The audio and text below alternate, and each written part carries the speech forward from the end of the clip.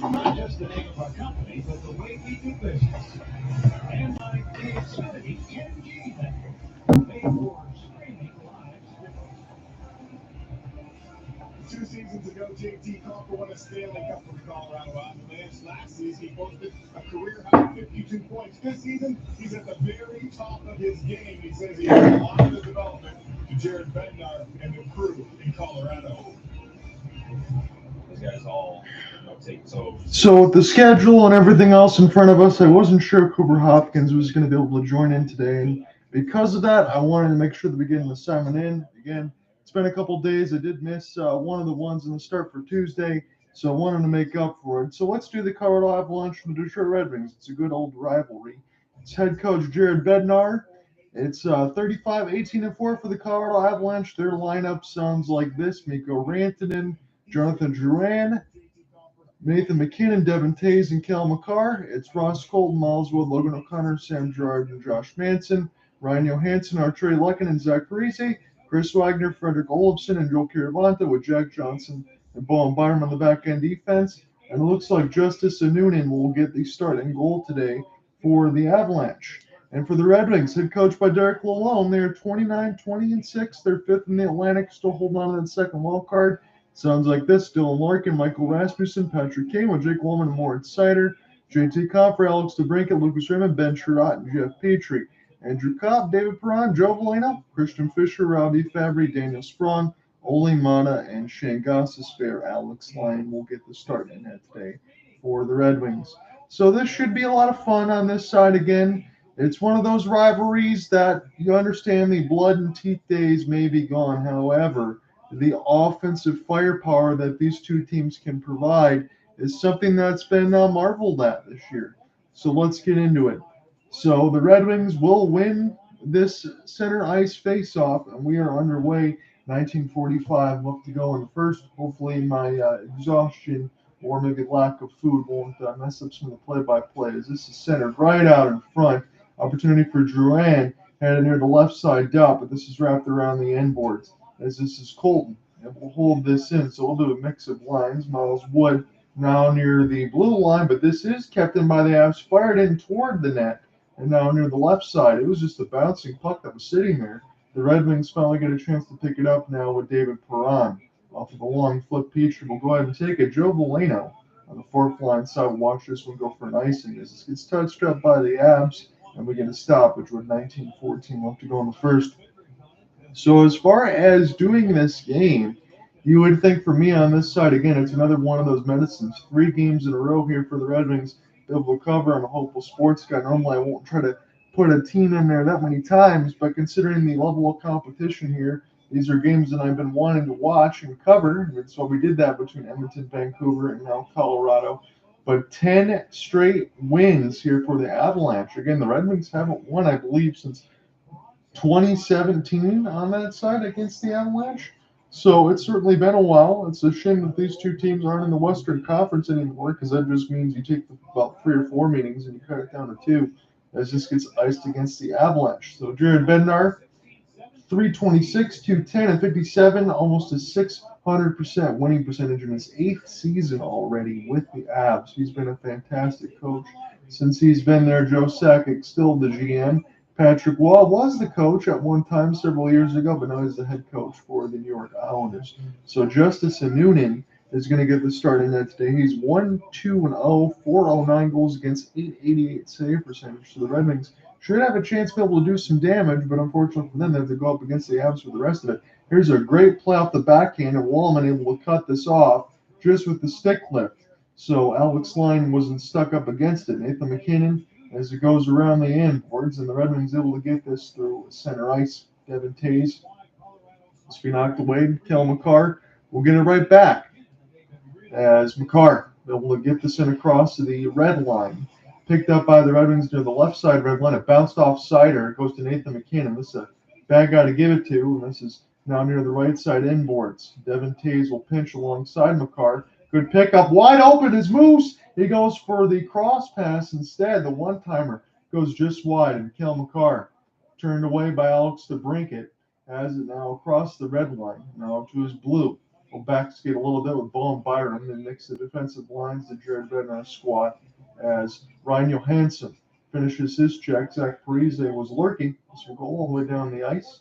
Picked up now by Bowen Byram. That negates the icing. Just near the left side red line. Scoring chances are 2-0 so far. The Avalanche got the first couple shots. This will be fired in across the red, but this will be iced. 17:34. They say just outside that line for Bowen Byram. And we get a stoppage. Looking at Miles Wood, he's able to turn all the way around Seider, and then Wallman had a good recovery there just to be able to lift his stick. And then another pass, touch pass from Moose to MacKinnon off the 1T, and that one goes just wide of the top of the right crossbar. You can't give Nathan MacKinnon chances in that left side dot. You're going to pay more often than you don't. As Michael Rasmussen can't get the offensive zone draw. He gets taken down off the trip, but they're not calling anything here, as this will be blocked off an odd-man rush. Bowen Byram will get pinned against the wall. Michael Rasmussen went for a ride, but we were still underway. His flip pass tried to find Patrick Kane, and number 88 going to go ahead and take a change nonetheless. 17:05 off the go in the first, as it's opportunity to be cleared in now. Drouin, Alex Line will touch it. Here's a long flip off Daniel Sprong. Sprong will take his outstretched pass. It's good. Maybe he's seen right down the middle for Petrie. Takes the side of the net. This goes just wide of the left pad of Justice Noonan. And now Ben Sherratt is from Sprong. Nice entry here. An opportunity here for the Red Wings near the right side dot. Christian Fischer wide open. Good save. The left pad for Justice Noonan as it was in between the circles there and like a good stop. Red Wings trying to force this one in off the flip. As this Robbie Fabry finishes his check, trying to keep the puck alive now. Red Wings steal. Backhand pass between the legs. And this is saved for a Noonan. So Daniel Sprong tries to do a little bit of the spectacular. And a Noonan doesn't bite, but I love it for the pink visor there in Daniel Sprong. As it was a good one-timer saves, and then you get a chance to see Sprong now. Good pickup for Kopp as Sprong goes between his legs near the right pads of a Noonan. He doesn't bite what Sprong was selling there. He makes the save. 55 games, about 35 points for Sprong, 15 goals, 20 assists, 16 points in the last 23. Again, just a one-year deal. You'd like to see an extension, maybe even there for Patrick Kane as well. That's what the Red Wings fans want. That's what I think I want as well. Here's a rush. Ross Colton, 2-on-1, cross pass. Good stop for Lion on Wood, as this is just on the left side blue line. Bowen Byram with a blast. Stopped by the stick of Line. It's very loose. And now the white jerseys with the cerulean on the pants, just able to keep this in. Now they say it's brought out. So the Avalanche have to check back up. 15:50 left to go in the first. Alex Lyon's already made several key stops, and Noonan has as well. 4 shots to goal on 2 here.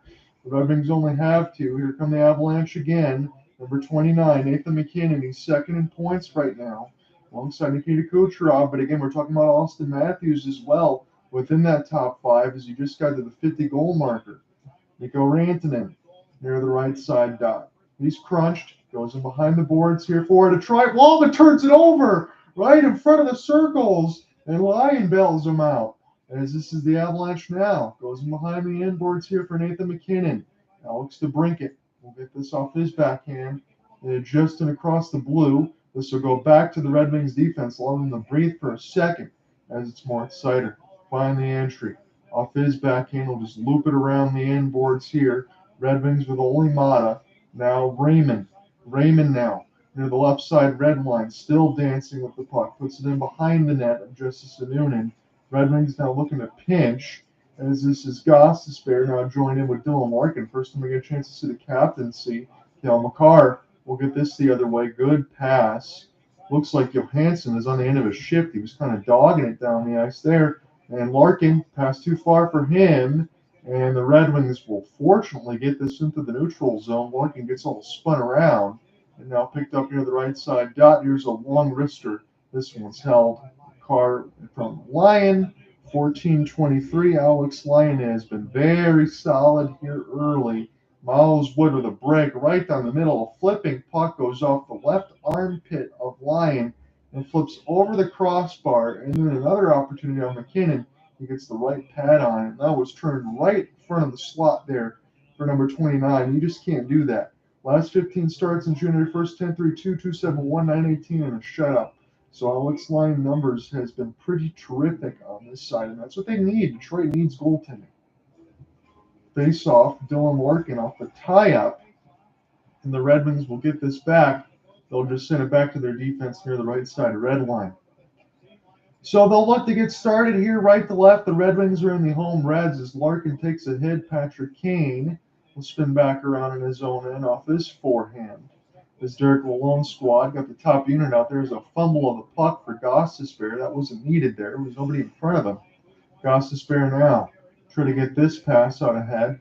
Patrick Kane gets dumped down. Rasmussen will take a long flip, and I guess that line's just going to go ahead and take a change. Shots are still 6-2. Colorado out in front of that right now. Alex Line is probably the reason why this game is still tied at nothing. Just Sunun's made a couple good saves alongside the Daniels farm between the legs, but not as busy as Line at this point. As we're LCA drawn under with them to call. It's certainly been a while. So last Thursday, now Thursday again. It's probably been about a week since we did any coverages here, not counting the Waterford Sharks game, which you guys don't get to see unless you follow the links I post. As Cale Makar lost it there in between his legs, and now this will be flipped in across the Red Wings logo. 13:05 left to go in the first. Again, it's just one of two meetings. We're going to have one next week, and an offsides is going to be called against the Avalanche. 13:03 in the first. We'll take a break. We're still scoreless. For everyone that loves sports betting. Everyone. But Tom Brady. But you want too much, Tommy. Let others play. So I'm in if I'm not Tom Brady? You're in. I'm dog me. What if I used to babysit Tom Brady and he was a little troublemaker? No one likes to snitch. You're in. What if I'm the Tom Brady of spreadsheets? You're in. What if I'm Tim Murray, 7-time pool champion? The dress up's not helping, Tom. It's still in. Tom, I Wayne Gretzky. I thought it'd be bigger. Download BetMGM. They accept you, Tom. We want enough. For the second year in a row, Chevy Equinox has been ranked by J.D. Power #1 in new vehicle quality for compact SUVs.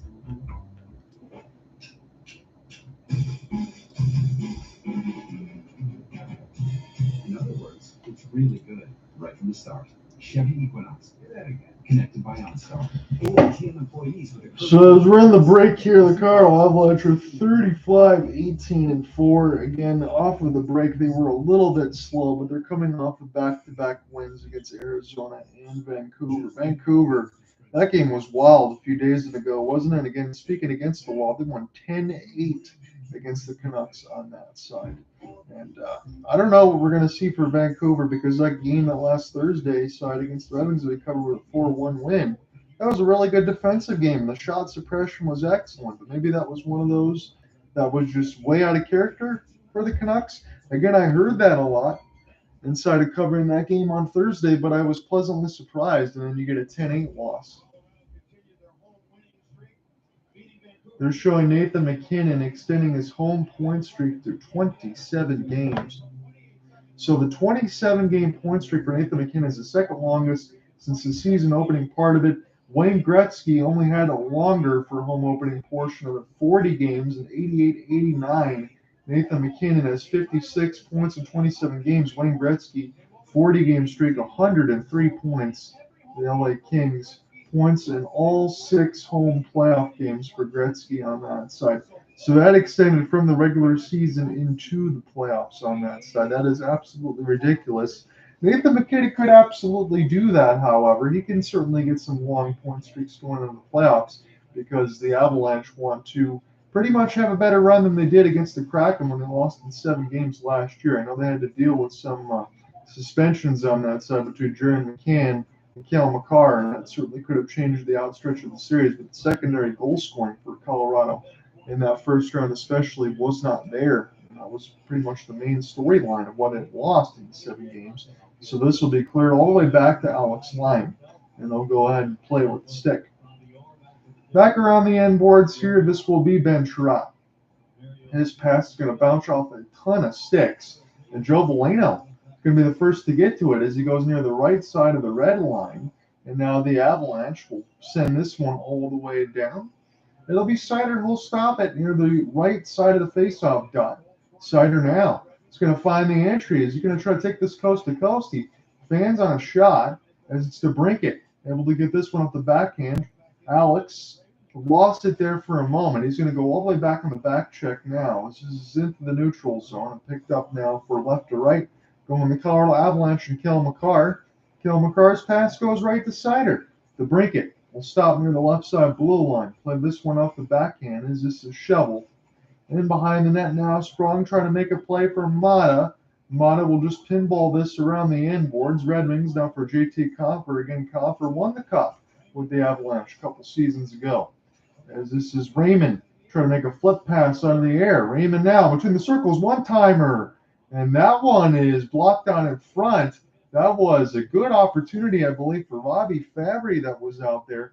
And somehow that isn't converted. Raymond right in the middle.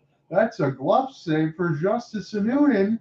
And that's a fantastic one. He had two Colorado Avalanche screening him out in front and JT Compher there, the former Av, and still made the save. I don't even know how he saw it. 11:23 left to go in the first. So MacKinnon against Larkin. Larkin will win the offensive zone draw as it's Kane funneled toward the net. And Noonan's got a bouncing puck. Will hold on. Shots are now 6-4. Again, Boston, Calgary begin a little bit later today. Same thing for Seattle and Vancouver. Those are two good matchups. I was going to cover either one of them. I did text Cooper Hopkins. I know he's always very busy on that side. I didn't get any confirmation, so I want to make sure we're going to get a matchup here today. If it's going to be solo, I'm going to cover this one because we know we're going to get a lot more Flames games. MacKinnon, right off the middle of the rush. This is stopped with the left pad of Alex Lyon. As this is kept in by Sam Girard. Mikko Rantanen thought about stuffing it in the left side of the goal crease. One-timer gets blocked. As this is recollected now for Girard for a moment. Sent all the way down the ice, blown dead against the tray. This is the fifth icing that we've had. 10:50 left to go in the first as we're still scoreless. Duran and MacKinnon. And again, there was enough back there for pressure, but Alex Lyon still had to make about a right elbow save. As this was just around Wallman there, but Lyon just got a piece of it. Colorado's hit some really good chances here. You think they could be up by a couple of goals at this point. Detroit needs to get more action here on a Noonan. So Mikko Rantanen against Dylan Larkin on the draw, but now they're going to go to Nathan MacKinnon. I'm surprised Nathan MacKinnon is only 34% probability against Larkin on that, and he's a good face-off man. As this is MacKinnon who wins the draw. So I think those numbers are very low.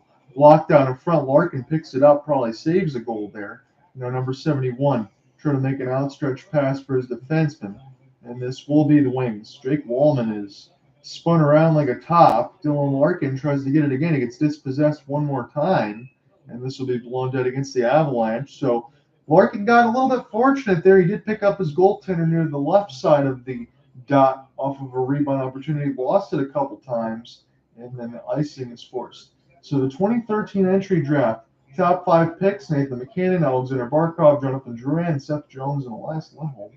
All good players are all still playing in the NHL at pretty high levels. Some are superstars, however, as this is a face-off win for Fisher.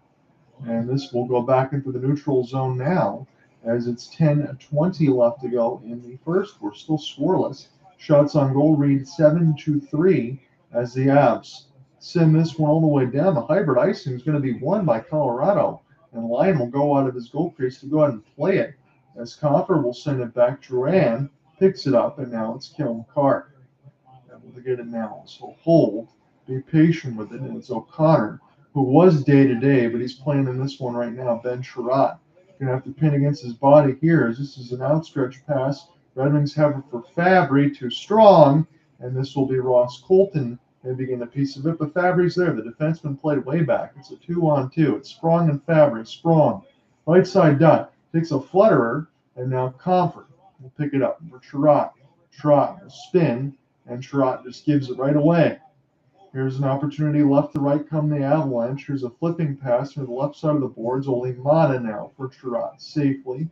As this is lifted, Andrew Kopp was right there to pick it up. As he gets across the right side red line, Joe Valeno finds the entry, trying to sauce with the Kopp. This goes up the left legs of one of the Avalanche, and now off the back skate is Zach Parise, but it's Olofsson. They'll send it forward to the defensive side. Instead, he'll take his change. Joe Veleno really doing a great job off of this forecheck. And it's going to stop the Avalanche from getting this puck out clean. And now the Red Wings have the possession. They're good work for Veleno. As it's Gostisbehere. Wrister, big rebound. Stopped by Noonan, however, as this is stick chopped away by Parisi. Now Gostisbehere will have it one more time. 8:40 left to go in this first. This is knocked away from Cobb. You don't think he ever picked up the pass. Mikko Rantanen with a wrister as it's sticked aside by Lyon. Gostisbehere got to go back and pick it up. You got to do so quickly here. Forechecking is there for Jared Bednar's squad, and on the Moose send this one back for Josh Manson. Manson will pick this up across the red line now as Lyon come out of his goal crease. Leave it here for Shayne Gostisbehere. Working in behind the cage now are the wing wheel for Derek Lalonde's squad. It's Gostisbehere now for number 88, Patrick Kane. Going to turn on the Jets. Try to push this away from Sam Girard. It's Manson. Now stolen by Rasmussen, who just got a 4-year extension for the Red Wings at $3.1 million per. Very good numbers on that side for Rasmussen. Get about 50, 60 points in the season, you would think. That's his top ceiling portion of it. But a last piece for Ken Holland's squad now for Steve Yzerman that's still sticking around and actually did something. Again, that says a lot for some of the drafts that haven't worked out very well under Holland toward the end. As it's Wallman. He was all the way moved up there, but it's knocked away. Red Wings steal it. Now Nathan MacKinnon tries to put this off the glass. Compher will glove it down for Detroit. 7:20 left to go in the first. Ben Sherratt puts it around the end boards. No penalties here in this first right now. There's been a lot of icings.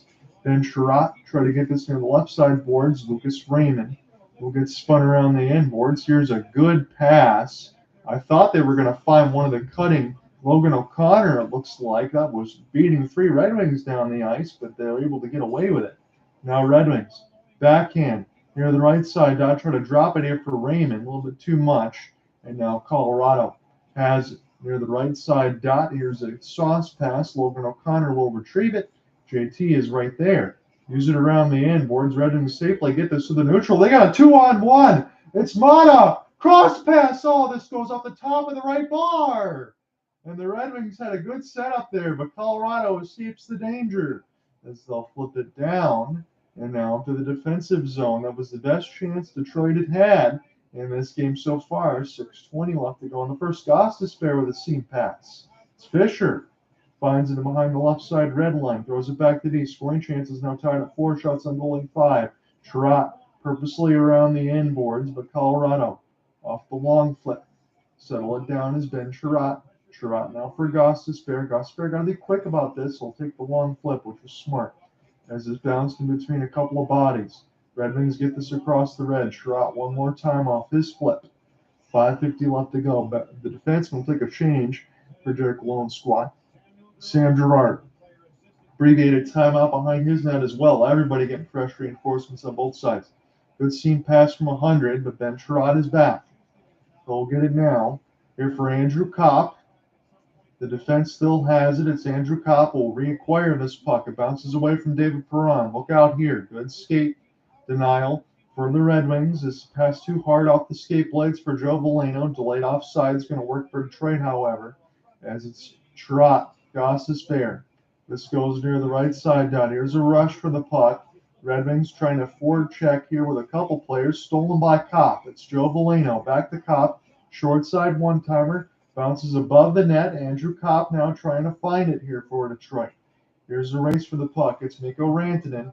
Now for Nathan MacKinnon, and they'll send this all the way back. Cale Makar's line's out there. He might go ahead and take his change.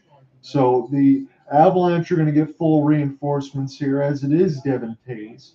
Toews now surveying. We'll get it in across the red line. Stop by a line. He had to get out of his goal crease a little bit, however. Only Mata. Send this one down. Rasmussen can't find the puck as it goes all the way to Devon Toews. And now they'll be mixed in with Josh Manson on that side as this is shot in from 120. Stopped by a line near the left side trying to zigzag a little bit. Dylan Larkin will find the puck, but it's still very busy behind the Red Wings defensive end. Patrick Kane breaks into the neutral. Long shot for Kane, and this is held by Noonan after a rebound. Take a break. Patrick Kane with a shot from 100. But Ole Mata, Alex DeBrincat was the previous opportunity. It goes off the right bar. It would have been 1-0 Detroit. Come right back.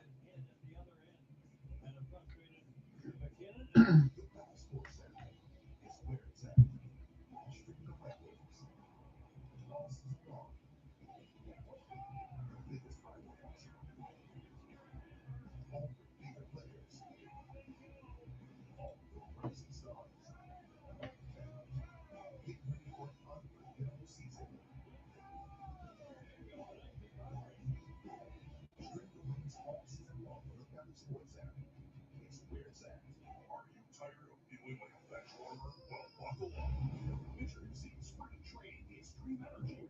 It's like a lightning bolt, pure tiger spirit. Who needs water when you can have extreme energy? Take a sip of the rush of uncontrollable energy. Feel the power of Sprong Training surge through your veins and unleash your inner tiger. Sprong Training Extreme Energy. Energy that pounds you. Culture exists in so many ways. Movement, sound, color, and these ideas and expressions are as unique and varied as we are as people, reflecting our heart, our traditions, and our experiences. This February during Black History Month, join Valley Sports as we celebrate African Americans and the arts. Interesting, however, is we're early into our scoreboard on the NHL. And we've got several games on the docket, so there'll be a little bit to get through on this end. Most of the other games already have goals in this first period. The only other one that doesn't right now are the Panthers and the Hurricanes. That's tied 0 in our game, the Avalanche and the Red Wings. 4:15 left to go in the first. That's Patrick Kane in tonight's Coors Light report. Patrick went on to tell me that inside that locker room, he understands the guys are watching him, especially the young guys. They're asking questions. He told me what he tries to do is just continue to be himself and be a part of the team and a part of the room. And so far, it is working out splendidly for Showtime here in the Motor City. Yeah, he's loving his time here in Detroit. He's averaging 3 shots. Larkin going to go ahead and take this draw here. You got Patrick Kane or Rasmussen on this line. Only Mata on the back end defense. Larkin off the tie-up. Again, he's going to take that cross-check in the back sometimes. That's what they'll show. And you're going to got to be careful with that because he's dealt with a lot of those injuries. This will be glove down. Only Mata. Here's an outstretched pass for Rasmussen. Again, who linked the 4-year deal at $3.1 million per, which is really good numbers for Detroit. And Steve Eisman, you got to be happy with that. This is picked up off the backscape Bowen Byram. We'll spin this around the inboards. Here's a wraparound attempt for Parise. They could have stumped that into a wide open net. Ole Mata turns it over into the neutral zone now as it's Arturi Lehkonen. They'll send this one back again. I always mention it's good to see Lehkonen back on the ice and to deal with that scary injury that was sustained against the Seattle Kraken. That was a trio game here for Alec Nava, Cooper Hopkins, and myself several months ago, as this is played in off the left side pad. This is now Nathan MacKinnon. Get this to his defense here for Makar, and that one gets fired just wide the left side post. Cale Makar. Good pass in between his skates. Try to get this here for Drouin. As he gets taken down, we finally will get the first penalty of the game. It's going to be cross-checking against Detroit, and I think we'll take our under 2 timeout on this at a 3:09. It's Seider for cross-checking Drouin. Not a very smart one there. Maybe a little bit of an embellishment. I don't know. 3:09 left to go on the first, but the Avs are dangerous, and on the power play, we'll be right back. Return Easy Plan lessees can lease a 2023 Escape for $229 a month for 24 months. Escape comes with Bliss, line swap information system. So when we come back, it will be the Avalanche on the power play. It's their first of the game, the first of the game for both of these teams so far.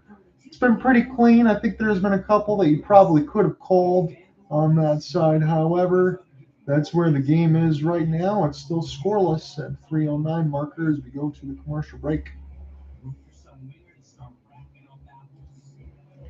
Moritz Seider with a trip against Drouin. More so than the cross check. So Alex Lyon 10 out of 10 making saves. Justice and Noonan 5 out of 5.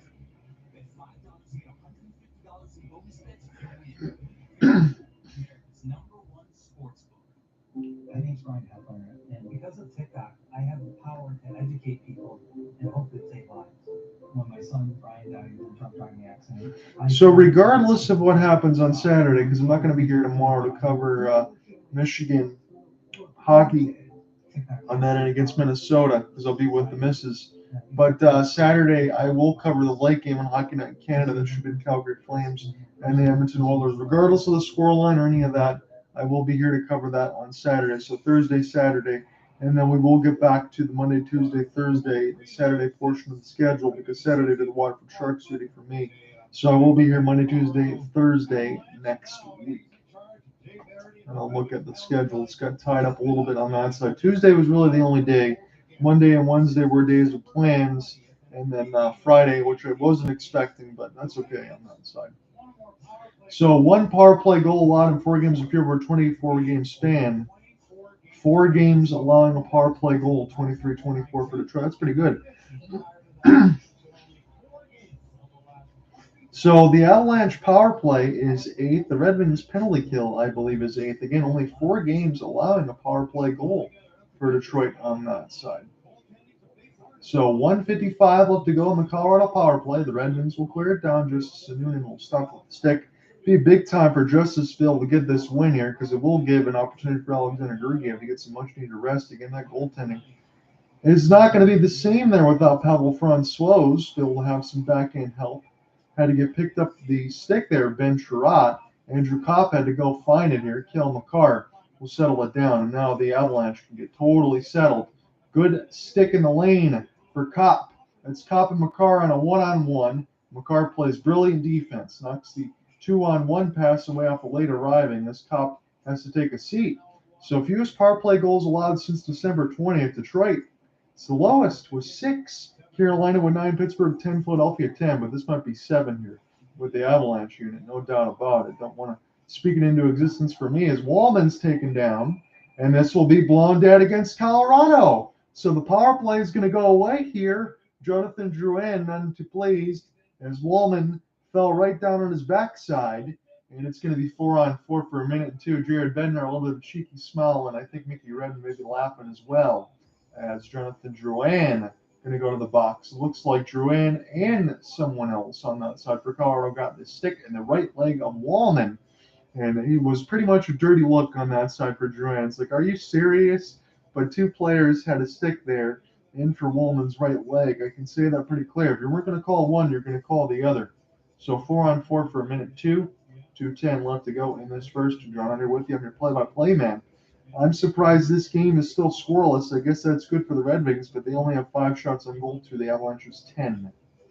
Offensive zone draw. Ross Colton on the kill. Dylan Larkin on the power play line. David Perron.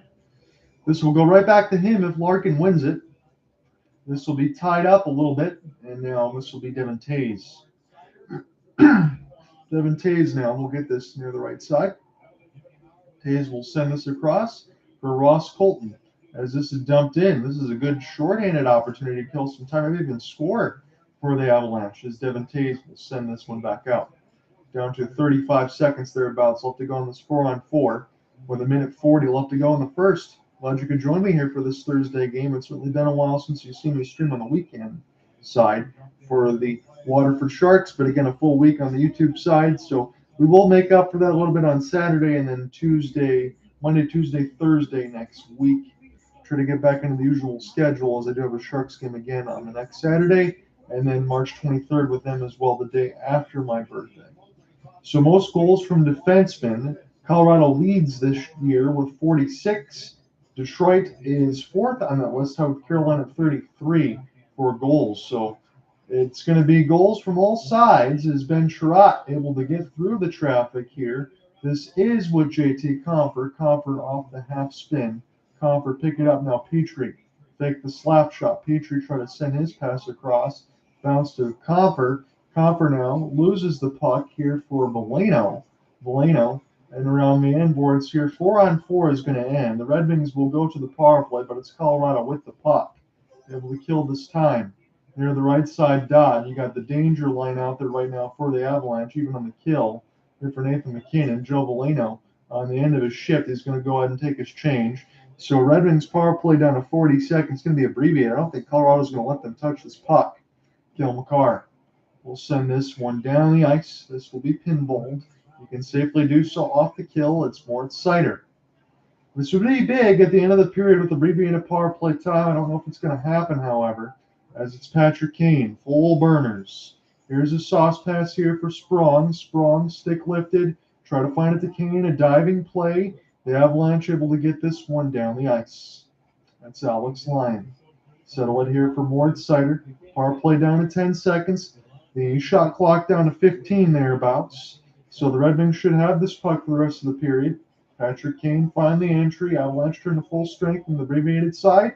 As it's down to 5 seconds, it's a battle near the left side boards. And the Avalanche have it.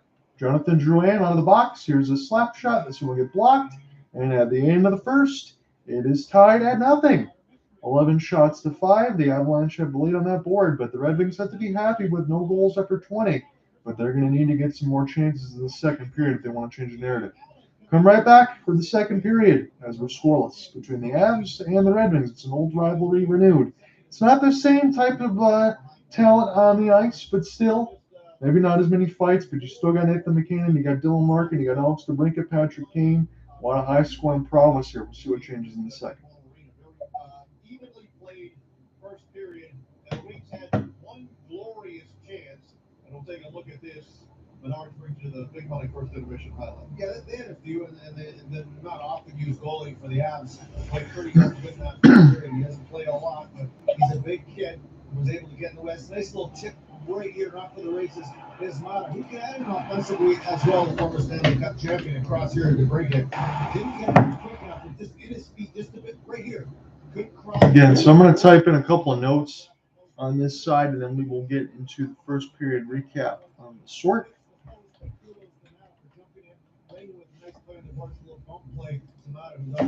That 2-on-1 almost goal for the Wings. The Avalanche out shooting Detroit 11-5 in the first period, and it is a goalless game in part because of the play of the Red Wings goaltender. I think if you're the Red Wings, you're saying to yourself, don't turn pucks over, get pucks deep, we need more offensive zone time, because if you don't, Colorado, who has tons and tons of speed, and their transition game is outstanding, and they can fly, and they generate plenty of opportunity, especially in the first 6-7 minutes of this game. Alex Lyon was just outstanding. On his own, 3 or 4 Ken Bell saves he made early, another save there. But look at the speed neutral one, John. For the Wings, puck management is a premium for the last 40 minutes of this game. You turn pucks over this Avalanche team, your second score in that shot league. They're going to make you try and play deep, try and get out of your comfort zone. So for the Wings, pucks deep. Offensive zone time for the Wings in the half zone. Always a bit tough play in the first period. The first game back at home, and the Wings in the half with goals after one period of play. In games here at Little Caesars Arena, Colorado is a perfect 5-0. But they have yet to score as the Red Wings. 20 minutes in, this first intermission report. Thursday night downtown. It's brought to you by Dr. Off.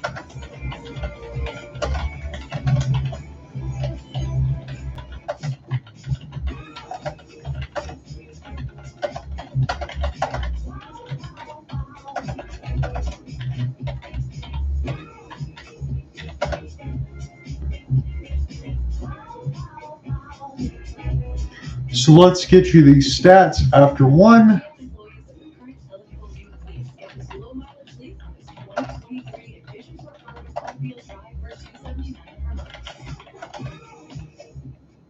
Right there. Are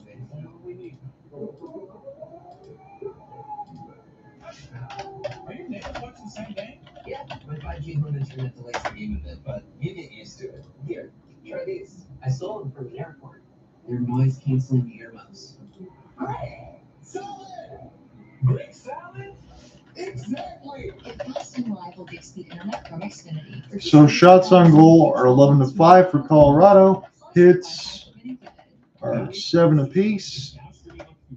Face-offs 8-7 for Detroit. Again, it's good to see Chris Osgood on the side for the intermission report. Again, it's been a while since we got a chance to see him on the TV side, but I agree with his assessment here. Kind of threw that in the same sort of my notes as well. So MacKinnon and Rantanen had some good chances between the 6 and 7 minute mark with a couple odd man rushes. Alex Line able to make a save with the armpit, with the pads, able to stretch out a few times. Mikko Rantanen, MacKinnon 1T. I'll throw that in there as well.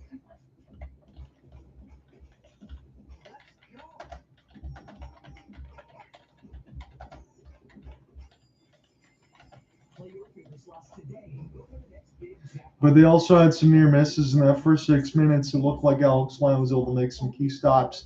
They got to make sure to stop any sort of turnovers and play clean. That's against what Osgood threw out there, and he's exactly right on that side. Notable for Detroit on the chances was Sprong between his legs for an attempt against the Noonan. Both power plays were abbreviated 0 for 1. Again, shots on goal 11-5, hit 7-7, face-offs 8-7 for the Red Wings. As we are scoreless after one. Take a look at our out-of-town scoreboard. This is a giant development for Detroit. And we'll have to take a look at this and be a little bit excited as the Washington Capitals have a 2-0 lead on the Tampa Bay Lightning. Nicholas Aubé-Kubel at the 2:30 mark for Beck Mellenstein. And Connor McMichael with his 11th, the Hershey Bears product from Joel Edmondson and Tom Wilson at 16-19. 2 goals on Vasilevsky, who's 6 out of 8. And Charlie Lindgren, 10 out of 10 so far. So if that stands and the Red Wings can pick up some points, we can look at the updated standings at the end of the night and see what will move. So the Red Wings are 2 games in hand of Tampa. No matter what happens today, they'll be at 58. The Red Wings will be at 56. And the Red Wings are only 1 point behind Tampa. Should they win, they will be playing the New York Rangers if it ended today. It's not like you want to play the Bruins, Rangers, Maple Leafs, or the Hurricanes or any of that stuff, but Detroit will be in their spot. The main thing for them right now is not so much whether they win a round. It would be nice to see. I don't think that's going to happen, but it's can they maintain their spot? Can they actually get into the playoffs? Are they going to make sure that they're smart at the deadline and don't try to sell their future assets who are going to be doing some good things for Detroit for a spot that's not going to do much for them in the future just to get the playoff experience now that's already in front of them if they should make it? Don't try to force it, but at least it'd be good building blocks for the team going forward because that's what they're working toward. So the Red Wings could go to the first wildcard spot if they win today, or even if they get a point on this side because they'll have the games in hand. If they get just an overtime loss, they'll be in WC1. So that's because the Capitals are up 2-0. So the Stars and the Sens, that's a surprise that the Sens had scored, I believe, the first goal of the game. Josh Norris, the Oxford, Michigan native from Drake Bathurst and Jake Sanderson. Joe Pavelski's already got 20 from Jamie Benn and Miro Heiskanen. Anton Forsberg, the start net today, 6 out of 7. Jake Ottinger, 7 out of 8. Rangers up 1-0 on the Devils. I know it's a regular season game, but does that Game 7 loss by the hands of New Jersey mean anything right now in the Prudential Center? Because the New York Rangers have been playing much better this year. Because Zibanejad on the power play unassisted his 19th. Nico Dawes, 7 out of 8. Igor Shesterkin, he's been a busy man, but he's been successful. 16 out of 16. We are scoreless between the Panthers and the Hurricanes, but one more goal update to tell you about the Canadiens and the Penguins. Tied at 1 after 1. Mike Matheson with his 8th at 9:05. Chris Letang a few minutes later, his 5th from Malkin and Drew O'Connor. Tristan Jarry, 13 out of 14. Cade Primo, 13 out of 14.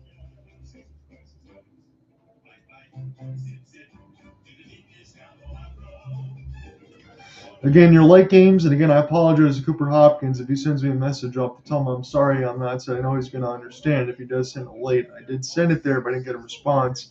So, wanted to make sure we got something in. Bruins Flames at 9 p.m., Kraken Canucks at 10 p.m. I've been happy to cover either one of those, even the Maple Leafs Golden Knights. So we got some really good night matchups. Even the Preds and Kings will be good.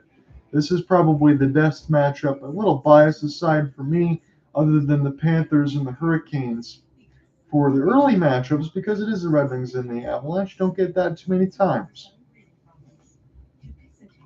but I probably will be watching going in between the Bruins and the Flames and the Canucks and the Kraken on that side. And hopefully Cooper and I can meet back up on Saturday, or if not next week, before my Waterford Sharks assignment.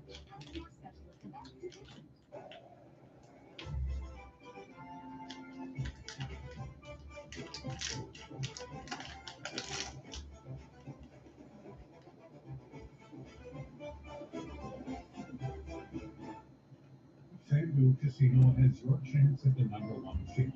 Winning ranks higher than any other field, higher than number 30. Save. I wouldn't expect him to join in this game because of the 3 hours difference anyway for him. I'm not sure. I went too early. Probably just getting out of work. And number 78. On the East Coast, it's a little bit different. It's closer to 8 o'clock, not 5. Chances in with their first deposit on FanDuel Casino. Toyota is all about having choices, like own all-wheel drive choices than anyone else, including this adventurous new RAV4, America's best-selling SUV. Toyota also believes in the power of personal choice for reducing carbon emissions, including this built-in-the-USA electrified RAV4 hybrid. Now choose 4.99 APR financing on a new 24 RAV4, or get 5.99 on a RAV4 hybrid, plus 2 years no-cost maintenance. The choice is yours. Toyota, let's go places. Yours, take us places, to new adventures, planned and unplanned. They make it work and connect us to So I don't know if you guys saw this, but I'm looking at some of the things on social media from time to time, and they were talking about the Vegas Golden Knights. Mark Stone is now on LTIR. Jack Eichel's already on LTIR, and that might free up north of $15 million for the Vegas Golden Knights and Kelly McCrimmon to use at the deadline, and then be able to add those guys back into the playoff sides. I know that might look to be, and again it is, if it's probably going to end up being holding up to be that way, the same way it was for the Tampa Bay Lightning when Nikita Kucherov several years ago. And if that is the situation, Vegas Golden Knights will be able to get some big-time additions here at the deadline, and then when you're in the playoffs, there is no salary cap on that side, and the Vegas Golden Knights might be able to add some more pieces that they wouldn't normally be able to because of the LTIR. I talked about this with Don Tottingham, my Oakland University alum last year. We mentioned this during the playoff game against the Oilers and the Kings. That was a pretty good series on that side. And I was like, man, this seems a little bit unfair, but this is the way that it's rolled over the last few years. And we'll see what ends up happening with the Golden Knights on that side. And the Red Wings side for Bally Sports Detroit, they were showing a bunch of American-born players with a ton of points. We're getting about 6 minutes left to go here in the intermission before we get to the second period. I do want to stop just for a moment and look at Austin Matthews' stats, because he was able to get to 51 goals in 54 games. And I know that there's going to be a lot of talk about Kucherov and Nathan MacKinnon, as there should. But if you look at Austin Matthews, I know the assist numbers are down, the goal numbers are way up. But in 54 games, 51 goals scored, 24 assists, 75 points, and a plus 22. I understand with the core four. I know with Brad Treliving now, sans Kyle Dubas. But you had 2 goals again last night against Arizona. You had a goal against St. Louis. You had 2 hat-trick games in a row in between Philadelphia and Anaheim. So that is 6, 7, 9 goals in the last 4 games for Austin Matthews, and a plus 5, and a power play goal in each one of those games at least. On 6 shots, 4 shots, 3 shots, and 4 shots, 20 shifts, for about 20 minutes of ice time in the mix that he's kind of moved that around a little bit, but I think his production is absolutely ridiculous. Again, in 21-22, 106 points and a plus 20. Right now, he's at 75 and a plus 22 in 54 games. So that means rough math would say about 28 games on the season there about for the Maple Leafs. And Austin Matthews, assuming he plays in all of them, probably gets close to that plus 31, which would tie a career high. But at 75 points right now, and he already had 60 goals in 21-22, which was his career high. I think he's going to get to 70 goals, and I'm going to say he's going to get to 100 points. Maybe he gets to 106. Probably should, considering the points pace. But we're going to see a 70-goal scorer, an American-born player at that, in Austin Matthews. And that's pretty cool. I don't know if he's getting enough love as far as the Hart Trophy. And again, I'm not trying to continue to beat the Maple Leafs narrative because, again, we can talk about that enough with Morgan Riley and Ridley Greig from last week's side. But I think he's one of the very best players in the NHL. And if it wasn't for guys like Connor McDavid, Austin Matthews, to me, is one of the most complete two-way players, on top of also having that many goals, is utterly ridiculous. And I think he does deserve a little bit of merit on that side, just in case he isn't being talked about enough. We know he is about the goals, but his complete game, I think, isn't mentioned as much for the 26-year-old. So just some of my thoughts on that end. Let's look at the NBA scoreboard. I think they are back in action since the All-Star break. Any notables here before we get into the second? The Knicks all over the Sixers again. When does Joel Embiid come back? Does he come back by the playoff time because they need him? It is right now for the Knicks, Precious Achiuwa, Isaiah Hartenstein, Jalen Brunson, Jalen Hart, and Josh Hart, and Dante DiVincenzo. Josh Hart's got 11 with Precious Achiuwa as well for the Knicks. Again, no Randall on that side with the injury. Bojan Bogdanovic, former Piston, 10 off the bench. 17 points for Tyrese Maxey, 5 of 10 to lead the Sixers, but they are down by a lot right now. Kelly Oubre Jr. was 6 off the bench for the City of Brotherly Love at Wells Fargo. Magic up 54-44. Again, on Valley Sports Detroit, they're showing the old screenshots. Kasparaitis and Holmstrom, the handshake line of Joe Sakic, Sergei Fedorov, Patrick Waugh, and Chris Osgood. One of my favorite memories, and this is no joke because I'm an old man, I'm 36, soon to be 37. In a month from now, directly, February 22nd, March 22nd, will be my birthday. But my first game ever at Joe Louis Arena is when I was 10 years old, in 5th grade, 1997, was Patrick Waugh and Chris Osgood fighting in 1998. We don't know when Embiid will be back yet. Hope he recovers, though, says Mark D on that side. Definitely for sure on that side. But my first hockey game was at Joe Louis Arena 98 when it was Osgood fighting Waugh at center ice. And as a 10-year-old, I thought all games would be bloody and full of teeth and have all of that intrigue. It's not like that anymore. Again, in the late end of the 90s, it's probably toward the tail end of the fighting that we had like that. It wasn't just hatred between the Red Wings and the Avalanche. I think there was a lot of class and skill as well, because when you're thinking about guys like Joe Sakic, Peter Forsberg, Alex Tanguay, Milan Hajduk, Patrick Waugh, you got Thomas Holmstrom, Brendan Shanahan, Sergei Fedorov, Steve Yzerman. List goes on and on. Hall of Famers on top of Hall of Famers on top of Hall of Famers, which led to intriguing results. It led to Patrick Waugh giving up 6-7 goals, being pulled, going crazy. The Red Wings getting beat up a little bit in 96, getting some revenge in 97, 98. And in the mix in between that time and around 2002, it was the Avalanche, the Dallas Stars, and the Red Wings in mix of cups at that time. And that's why I made the unrivaled portion of the ESPN documentary. If you haven't checked that out on ESPN Plus, definitely do so. I put my own lists of thoughts and my own memories in there as well. That's on Hopeless Sports Guy on that side if you ever want to listen to it. I have an unrivaled blood feud that was extended cut from me as far as my own, alongside of the actual quotes from players. So 1950, we'll have to go in this second as we're just underway. We get back into the second intermission. I'll go back into the NHL scoreboard and the NBA scoreboard as well, as this will go back in here for Sam Girard. We'll look more at the NBA scoreboard as the games will continue to get underway. Not as many games in the NBA as in the NHL today, but they're first back in action from the break. Alex Line, Ben Sherratt, as this goes in behind the net.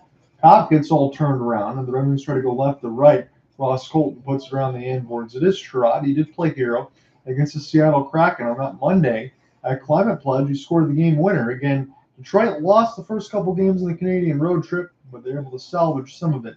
They lost to Edmonton and Vancouver as MacKinnon near the right side dot. Nathan's going to get it back. Here's the one-timer bounced up into the air.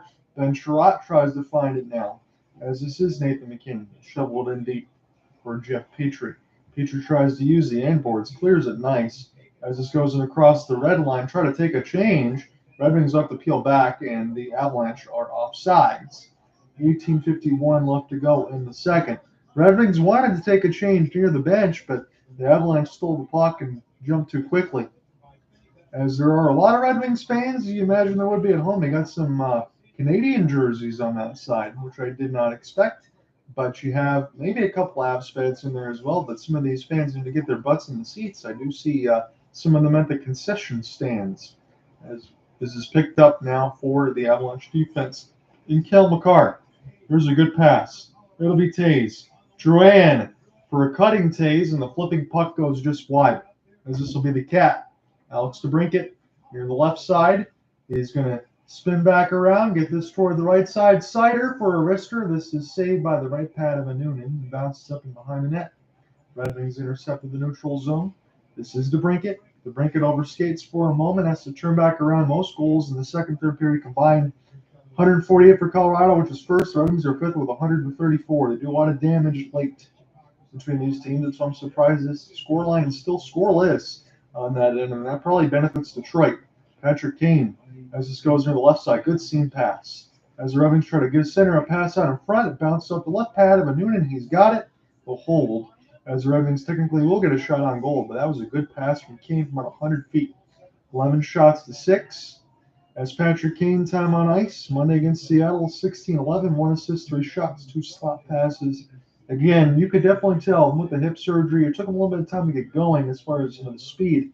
But every game looks a little bit better on that side. But the vision and the hands, that is something that was never lost for number 88 on that side.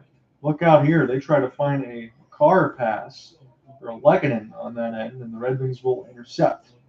As they'll get this between left and right. Again, Mickey Redmond is just talking about what I was picking up before he mentioned about that hands. You can never talk about that enough for Patrick Kane. Oli Mata. Take the slapper near the left dot. Here's a centering pass. It bounced off some bodies. And the Red Wings defense have to recollect with Ole, former Pittsburgh Penguin, Stanley Cup champion. Good to see he's with Detroit. He's a good plus-minus leader as well, but he is a defensive defenseman at heart. Gostisbehere, Kane near the right dot. Here's Seider. Seider settle it down. Shoot the wrister way wide, high off the end glass. And that's going to allow Jack Johnson, former U of M Wolverine, still going strong. Here for Curtis McDermott. Didn't really think I'd be calling his name. He's the big body man that loves to fight. I don't know if there's going to be a lot of Red Wings that want to mess with him, as it was Milan Lucic McDermott several years ago. This is bounced up, hit Gostisbehere in the face with the puck off of a shot.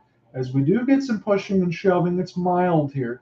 But Curtis McDermott is the one that's in the middle of the scrum. And if you are Detroit, you want to stay away from that big man because he throws some heavy, heavy fists. And he got his stick tied up and his skates tied up with Gostisbehere. They wanted to make sure that Alex Line could see the puck. Did Shayne on that side. Curtis McDermott trying to do the opposite. But he got tied up toward the neck area for Gostisbehere. And a little bit of a push toward the end. Nothing too much there for McDermott, but it will draw a crowd. With 16:49 left to go in the second. John, I'm here with you on your play-by-play man. It's the Red Wings and the Avalanche at LCA, the one of two meetings. They'll meet again next week on this side. Colorado's been pretty good since coming back from the break of late. Detroit has as well. They've stabilized. And with the scoreline where it is right now with the Capitals, they could get in the first wild card spot if they can pick up a point. Backhanded, Mikko Rantanen. This is centered out in front. A good steal for the Cat. Alex DeBrincat will spin back around. We'll pinball this nicely into the neutral zone as this is Cale Makar. A couple stick chops. Now the Red Wings will steal. They might have something here with Compher, but he's got to be patient. I'll put this around the end boards. Lucas Raymond will watch. Here's a slap shot, and just Noonan saw it all the way from the right side blue line with 16:22 left to go in the second. So they're showing Ben Sherrod again. This was the game that was on ESPN on Monday. There was a good back pass from Larkin near the right dot, set up Sherrod right in the middle of the circles, and his shot goes off the right pad of the cord and in up top the crossbar. And the Red Wings took a big 2 points to close out that road trip with wins over Calgary and Seattle. They needed to do so after losing to Edmonton and Vancouver. Again, it was Vancouver, Edmonton, Vancouver in that top 3-game stretch. They took 1 out of 3, which was the bare minimum, and they had to close it out strong, and they did. Now you got Colorado. So Ross Colton, and between his backhand, he'll shovel it out in front. One-timer, good block by Detroit. It's still loose, Daniel Sprong. 1-on-3 for Fabry. Fabry will have to turn back Christian Fischer. Able to find the entry here. Miles Wood will get this one. As this is picked up by the Avalanche, here's Wood off his drop pass. Wide open, Logan O'Connor. Near the right side dot, O'Connor off the half spin. Got it now. Here's a slap shot between the circles, goes wide. Now near the right side dot, O'Connor again. Good stick save there for Lyon. As Fischer spins back around in his own end. I loved his comments in the previous game. Here's a backhand setup. What a block in front as Nathan MacKinnon had a wide open net. And now into the neutral zone. It's Johnson with the steal. Colorado really buzzing now. MacKinnon, wrister. That one goes off the stick of Petrie. As Colorado looks very good. Mikko Rantanen. MacKinnon scores! What a play for Nathan MacKinnon. In tight. It was toward the right side. Down Alex Lyon's got to be thinking, boy, oh boy, where is my defense over the last couple of minutes? And Mikko Rantanen with a sweet little setup there, cutting toward the net. MacKinnon, what a roof job. Near the top of the left, he had the right side open. He faked out Lyon, lifts it over his back. No chance. Lyon didn't even react to it. And number 29 gets the first goal of the game. That's why he's superhuman. And that rush and that pressure there for Colorado. Now that point streak continues at 11 games, 34 goals, 59 assists, in 58 games and 23 minutes of ice time per on that side during that stretch. So Nathan MacKinnon leads it for the Avs. That was a hell of a pressure there. And this could get a lot worse for Detroit, especially if Colorado's finding their legs now. They've stolen it again. Bowen Byram into the traffic. This goes behind the cage. Here is Jonathan Toews. Here for Devon Toews, for Drouin. Puts us around the end boards here. My goodness. Sent back around Bowen Byram. We'll get this near the right side dot. One-timer. Way wide, but Lyon out of his goal crease stops it there. This is all Colorado now. They've turned on the burners. This goes near the right side dot. Johnson, one-timer. Way wide again. 82 miles an hour for Bowen Byram. Red Wings got to get this out. Got to push the other way. David Perron, they were hemmed in quite a bit. Justus and Noonan, you kind of see why he's starting here, because if Colorado can hem them in as much, Detroit's not even going to be able to get anything going. It's going to be like the Vancouver game on the Thursday side. And again, Colorado's been privy to giving up a couple of goals here on this side, but Detroit can't find their offense in the second. 13:50 left to go here in this middle stanza. Here's a long flip. Larkin gives it here for Rass. Rass puts it around the inboards for Kane. Kane now. Petrie. Shot gets blocked. Rasmussen behind the net trying to pinball a pass. It bounced off the left pad of a Noonan. Good play for McDermott. This could be a 3-on-2. This will be sent across for Kiviranta. McDermott try to get this one back again. He moves late as a defenseman and a forward. And now the sauce pass. Picked up by Detroit. Petrie. Get this one here for Larkin. Larkin wrister. Stopped by the left pad of a Noonan. And the save goes up in the netting on a play. And it's Nathan MacKinnon, number 29, with the first goal of the game. 13-18 in the second. What a beautiful setup for Rantanen.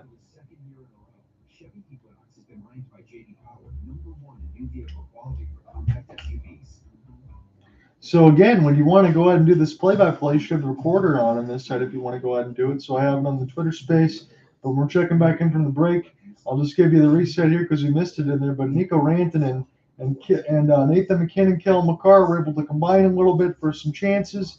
It was Rantanen near the left dot, setting up MacKinnon near the slot, and it was a short side chance at the top left crossbar that beat Lyon. He never even reacted to it. Didn't have a chance to because he made 3 or 4 other saves as the Avalanche were pressing in the zone.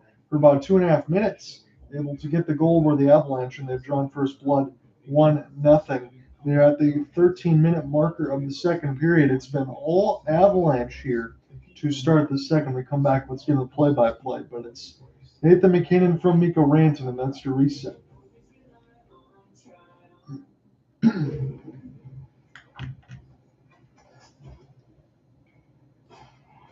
Carter's just finishing up. He's going to be pumped here. No rush.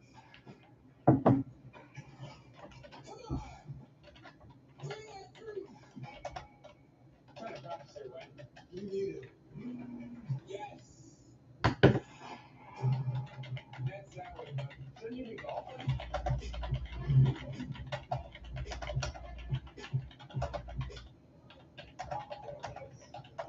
Nathan MacKinnon's hard to watch when he's on the ice to cover him, let alone off the ice. Here's the line change right here in the middle of possession by Colorado. They watch him get a short man right off the bat. Going off the bench, nobody picks him up. Good save by Lyon there. Then Rantanen stays deep, and MacKinnon gets away from Fisher right there. Beautiful pass through the feet of Fisher by Rantanen, or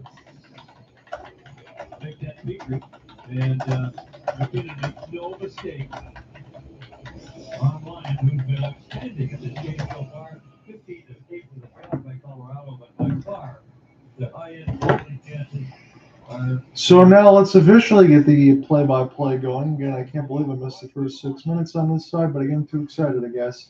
Scoring chances 4-0 here for the Avs in the second period. The time is down to 12:55 in the second as Nathan MacKinnon has helped to give the Avalanche the lead 1-0. The Red Wings are still in this game, but if not for Alex Lyon, this could be worse, especially in the second.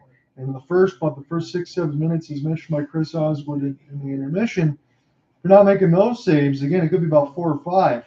So they got to get going here in the second period as a trade. They've been completely shut down, but a penalty is going to come up against Colorado. I think JT Compher got hooked. 12:35 left to go in the second. So the Red Wings will get a full power play. Mikko Rantanen and the Moose going to go to the box. Again, it was just in toward the right side of the arm. JT Compher kind of swimming in midair on that end as Mikko Rantanen couldn't get the stick in between his former teammate. And the Red Wings will get the power play as Rantanen goes to the box for hook at 12:35 in the second. So shots on goal are 15-8. The Red Wings really need this power play goal here. I know it's only one. They're 0 for 1 on the power play with no shots. Same thing for the Avalanche, 0 for 1. Both abbreviated time, about 45 seconds apiece for both. So again, no penalties, no mistakes here on this side. Robbie Fabry will take the power play draw. This will be Seider to get this one back. Fabry in toward the center and net. Near the right side, DeBrincat. Seider will get this now. Here's a pass across the Brincat. We'll pick it back up. We'll see what he does here. Gives it back to Seider near the left side blue line. Seider near the right side, Sprong. Here's DeBrincat. DeBrincat. Extra pass, one-timer for Sprong. That one gets blocked beautifully by the Avalanche. That could have been a 1-1 game if that would have hit the net. As it's Seider. This will be canceled off in the neutral zone. And now Kane has his pass. Fabry. Find the entry here. I like a little bit of a different power play look here for Derek Lalonde squad. We'll see what they can do. Kane, sauce pass between the legs. Perron got to use this off the backboard. It's good pick up here for Fabry. Seider for number 88, Patrick Kane. The lefty, center pass. Sprong. Now Seider for Perron near the left dot. Back to Seider, high slot. Seider, Perron kept on the outside is Detroit. Bounced up in the air toward goal. And Noonan makes the save. Kane retrieves. Kane now, high slot, turnaround shot. This one off the stick and up the top of the net. As it's Perron. Back for Seider, can't hold the line. As it's Seider now. We'll get this near the left side blue one. Good flip. Here's a rush. Perron toward the net. Now off the outside, Fabry. Centering pass. Seider's there. Down to 30 seconds. Got to get some shots on net. There's to the left side. Perron. Perron back to Seider. And the high slot. David Perron. Back turn. It's Sprong. Again, the Red Wings are kept on the outside, and the Avalanche are content with this. It's Kane. Short side chance. And this bounces high, and the Avalanche get it down. That's going to kill the Red Wings power play. Their power play looked a lot like it did against Edmonton They're a little bit like Vancouver, where they kept on the outside and not much going on. That's what it's been the last couple games. You got to get in close and force some rebounds, some shots. Dylan Larkin now off the change. Larkin in for Compher. This line looks a little bit different as well. Ben Sherratt, one-timer wide. Larkin has bounced in between a couple Avalanche bodies. It's Mikko Rantanen. Stolen by Petrie. Petrie shot. And this one goes wide up the short side. JT Compher. Here for Larkin. That was a good feed in behind the cage. The Red Wings now with the puck. As number 71 pinned against the boards. Ben Sherratt is trying to keep this in, and this will fall to Petrie into the neutral zone. We're halfway through the second period. Shots are 15-10. Lucas Raymond now. JT Compher. Compher off the drop. Nathan MacKinnon with the one goal in this period. That's why it's 1-0. As this is with the road white jerseys. And the Avalanche get this back into neutral. It's across the wing wheel logo here for Lucas Raymond, who's been bottled up in this game. Big Cale Makar here for Devon Toews, as Devon Toews puts it around the end boards here. Seider intercepts the neutral and fired in across the red line. Back to Cale. Cale will take his long flip, and Seider will pick it up one more time, as this is a pinball pass. And across for the left side for Kopp, as he will go ahead and take a look. This will be back for Devon Toews. Toews now find the entry. Will gain it and take his change. This will be Alex Lyon with a late jump in behind the net. And now Johnson sends it across to the point. The shot goes wide. Alex Lyon. Here's a wrap for MacKinnon, who's already got one. And Alex Lyon will hold. As soon as Nathan MacKinnon gets on the ice, the Avs look dangerous. Wonder why that is. It's no surprise. 9 minutes left to go in the second. Avalanche have a 1-0 lead.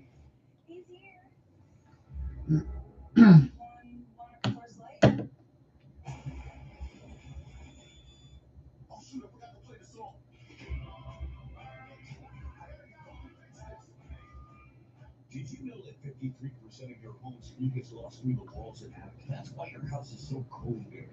USA premium foam insulation in your walls keeps the cold air out and your warm air in. Our foam is up to 35% more efficient than traditional insulation, and it gets into places other insulations can't. We've made over 100,000 homes more comfortable. Stop freezing and start saving with USA Insulation. USA Insulation. At FanDuel, we speak hot. That's why we give you more ways to bet on the NHL. But you want to bet on the Clapper to light the lamp? Root for some winner to start racking up apples? Or bet the pretend defense on the Great Wall of Pillows? This hot season, FanDuel lets you bet on the boys any way you want. Bet $5 to get $150 in bonus bets if you win. FanDuel, America's #1 sportsbook. On the lowest tire price period, you get up to $200 with rebates on a set of 4 Goodyear tires. Plus, the entire life package, exclusive and extensive maintenance, will help you get more miles on every tire you buy. Get up to $200 with rebates on 4 Goodyear tires. Battle Tire. The Grand Rapids Griffins shut up the Texas Stars 1-0 at Van Andel Arena last night. Sebastian Costa making all 28 saves for his first shutout in AHL, and also extended Grand Rapids point streak to 13 games. And as far as Costa is concerned, So here's some local AHL action. The Texas Stars got shut out by the Grand Rapids Griffins. Sebastian Costa gets his first shutout in the NHL, and the Griffins have a 12-game point streak in the standings on that side. So we might be able to talk about the Griffins in the AHL playoffs portion of it. Again, they got some good prospects that's continuing to be added by Steve Eisman through his 5th year. Again, it's taken a long time to build that up from Ken Holland. What was left, the cupboards are definitely bare. Offsides is Bowen Byram. He dragged that puck just away from the blue line, trying to set up a wrist shot, and we'll do it again. That was so much fun last year for the Coachella Valley Firebirds and the Hershey Bears to cover that Game 7 with you on that side. I can only hope that I can get that lucky again if the Stanley Cup Finals end sooner and we get a Game 7 in the AHL playoffs. Be able to cover that one more time because I really, really enjoyed that. Dylan Larkin will win this back. Into the defensive end. Red Wings have puck possession here. Patrick Kane bounced off a stick, so this will not be ice. Dylan Larkin now trying to steal this. Larkin here for Kane. Kane now being hounded to the right side. He'll spin this back around. There was a cross check from Rasmussen. That was not called. 8:30 left to go in the second. Power plays are 2 for the Red Wings, 1 for the Avalanche. So this is a game that's been whistles and pockets. As it's Larkin wide open in the middle, and he fired it wide off the wrister at 85 miles an hour. Man, oh man, he had a good shot to look at, but he missed the net. As this is played it off the back skate. Detroit will have to find it. It was Nathan MacKinnon. They didn't want to force anything dangerous there. Larkin has it. Slow up pass. Petrie cut into the net. Wraparound attempt, and he lost the puck. Again, Petrie, I don't mind him being up there, but I wish it was another one of the forwards there. Might have had one. DeBrincat puts it around the end boards, but you got to get the space whenever you can find it. DeBrincat and around the end boards, and this is picked up by Colorado. But what I've noticed is a lot of the Red Wings' top players, like Larkin, DeBrincat, Kane, Raymond, they've all been silenced here by Colorado defensively, and that is a little bit of a surprise considering how many goals that the Avalanche have been able to give up lately. But again, it just seems like these teams are able to bottle up the Red Wings and take it seriously considering how many goals that they scored. So outstretched pass. This will be sticked away by Lyon. It's DeBrincat off the half spin. Red Wings. Raymond has it now. We'll put this around the end boards here for Compher. Lucas Raymond. He's in a severe angle. Just kept in by Petrie nicely here. Wrister. This will get blocked, and the Avalanche able to put this one the other way. Got to be careful, though. It's Trot and Rantanen. Don't want to lose the puck. And Trot almost did. As this goes near the left side red line, almost right in front of Alex Lyon. Kopp.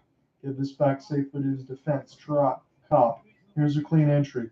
Kopp. Get it near the left side dot. Wide open was Valeno. And they couldn't get this puck to his stick. That could have been tied. And this is the Red Wings now. Gostisbehere, Clapper. This goes off the outside of the cage at 91. Perron in between the right side dot. Just hold it in as Ghost. Near the left side, Red Wings. Spin this around. Kopp. David Perron. Centering pass for Mata. All the way across the zone near the right dot. Red Wings get the possession now. They'll have it. Kopp spinning. Valeno near the right side red line. Red Wings need some shots. Gostisbehere, stutter step. Just holds the blue line. This gets blocked. Picked up now for Perron as you get let's go Red Wings chance. Kopp spinning. Kopp, Perron, cross pass. And that was blind, but it was easily read as it's Perron. And back around for Kopp. Again, they're trying to force that pass in the middle instead of getting shots on the Noonan. He's only had to make 10 saves. You'd think with the goals against over 4, you try to keep him more busy. As this is put around the end boards here. Christian Fischer for Sprong. Daniel Sprong near the left side red line. This looks like a power play with no shots. Fabry off the outside of the cage. Fabry now. Back to Ghost. Ghost. Back skate. He's been out there for a long time. This is Sprong now near the left side. One of the Red Wings is going to get this to the net. Here's a chance. O'Noonan down. Makes the save. 5:24 left to go in the second. It felt like 2.5 minutes where Detroit had the puck. Finally got a shot on now late. But Sprong through the traffic. It was deflected off Fischer. Fabry had a backhand on it. And Noonan stood tall. 5:24 left to go in the second.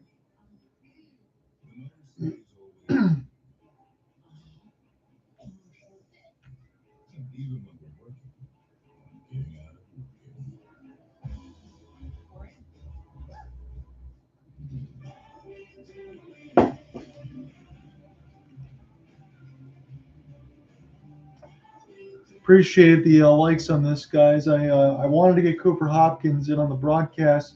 I didn't get any response back from between the Bruins and the Flames. I know he was busy. I know we're talking about Thursday and Saturday, or the Kraken and the Canucks. So I want to make sure we got a stream, and it's been a while for me on this side. So I figured why not cover Colorado and Detroit. Hopefully you guys are enjoying the game right now. Again, if there is any sort of thing in the Q&A, I figured I would try that one differently. If you guys want to follow along, I said, give me some of your favorite memories and between the Avalanche and the Red Wings. And let me know your thoughts. We're 5:24 left to go in the second.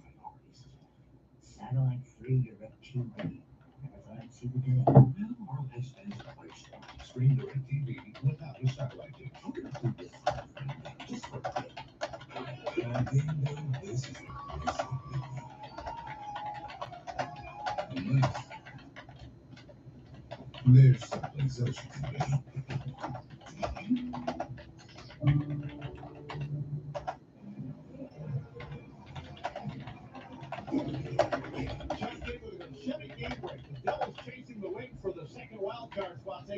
injured tonight. It was 1-0 New York, but a giveaway here led to Alex Lafreniere making it a 2-0 lead. That's the score as we stand in the second period, so that's good news for the Red Wings trying to hold the New Jersey Devils. So again, when you're talking about the good news here locally on that side, the Rangers now have a 2-0 lead over the Devils. So if the Red Wings don't get any points and Tampa and New Jersey both lose, then you're in the same spot.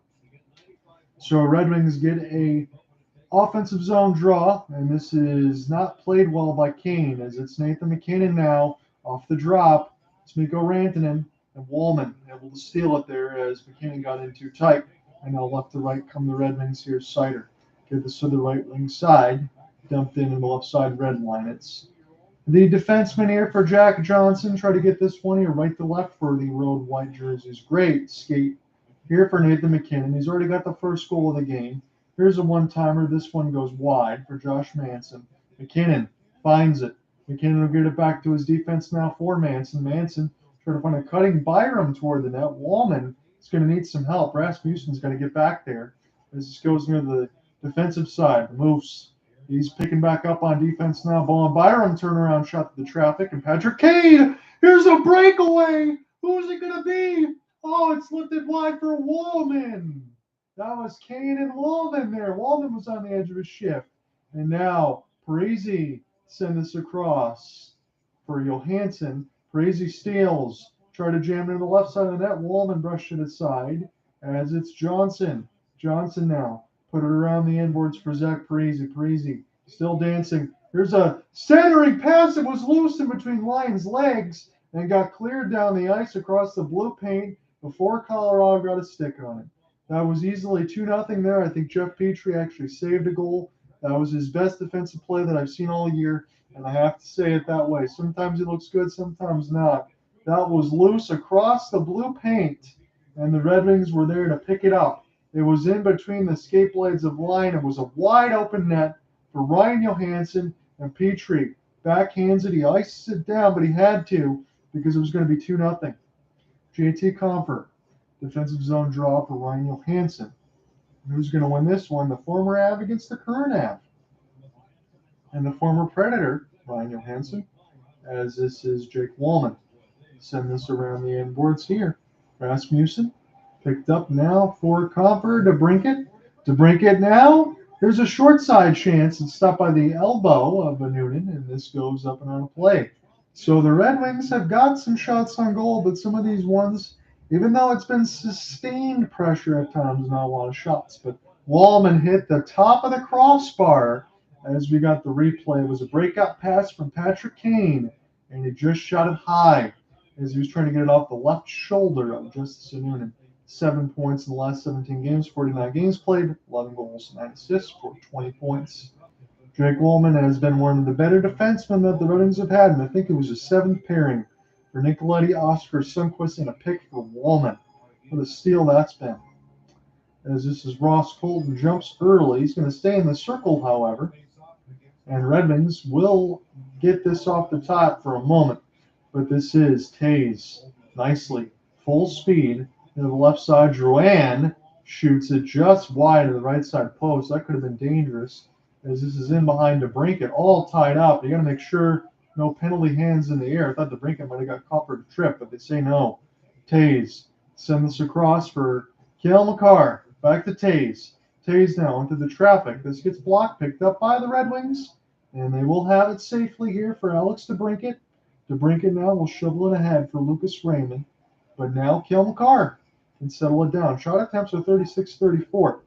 As this is sending around, only Mata try to force the steal for a moment. David Perron gets it across the wing wheel logo, but this is with the Avalanche. Cale Makar back to Devon Toews. 2:45 left to go in the second. Here's a good outstretched pass from 50. It's Rantanen near the left side wall. Jonathan Drouin in a full chase against Ghost. He looks gassed as it's Drouin now to the right side. Manson with a wrist strike and save Lyon with the left pad. As it's Perron, outstretched pass. Take a long flip. Gostisbehere. Valeno might be the first to get to it in the left side. He's need to use the body to pin. Here's Seider. Cross pass. Wrister. Good stop of Noonan. Tipped out of the air almost.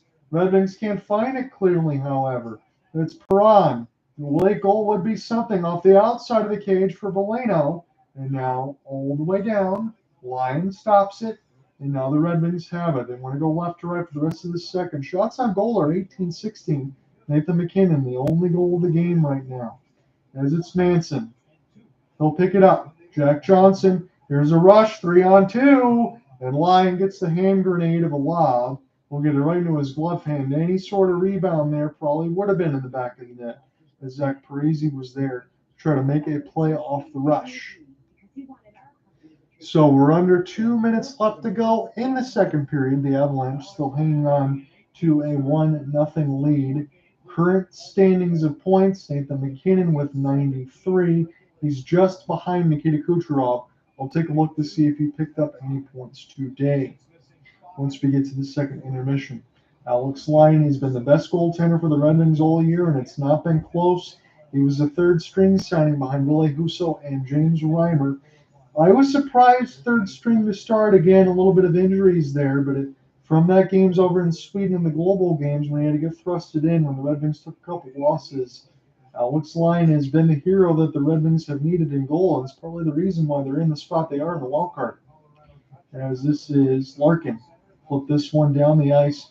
I'm going to be interested to see if the Red Wings can press in this third period or if they might lose this game 2 or 3-0 on this side, because they just need to get more shots and they just need to pressure Justice Noonan a little bit more. It's not enough right now.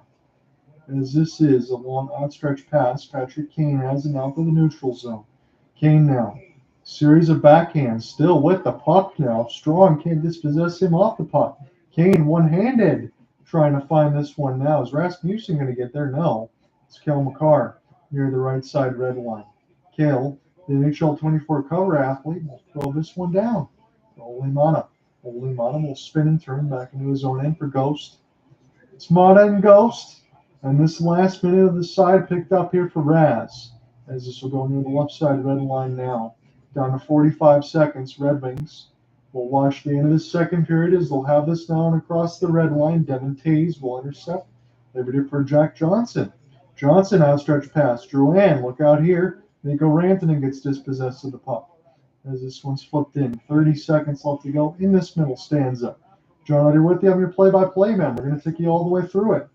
As this is now across the red line. Seider back out there. Leave it here for his defensive partner. As this will be settled up. Wallman will get this one in. Lucas Raymond eludes a hit. Raymond now finishes the check. Good one against Toews. Picked up here for Nathan MacKinnon. It's an outstretched pass from 150. Jonathan Drouin now. Nathan MacKinnon backhand toward the net. Alex Lyon got a piece. That will end the second period. Nathan MacKinnon's got the lone goal of the game right now. But after one, it's still just 1-0. When we come back, we'll call the third period. Colorado out in front by 1. We'll see if the Red Wings can find any sustained shots. They've got some pressure, but they need some shots on Justice Noonan. Come right back.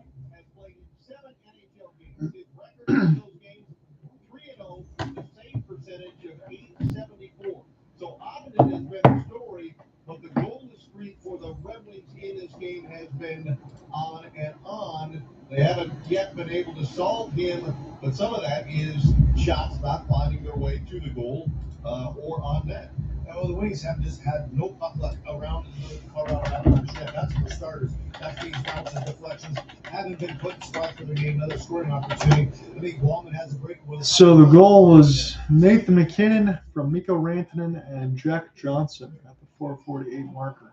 That's the only goal of the game that we have right now. It was Rantanen's 43rd apple on the ear.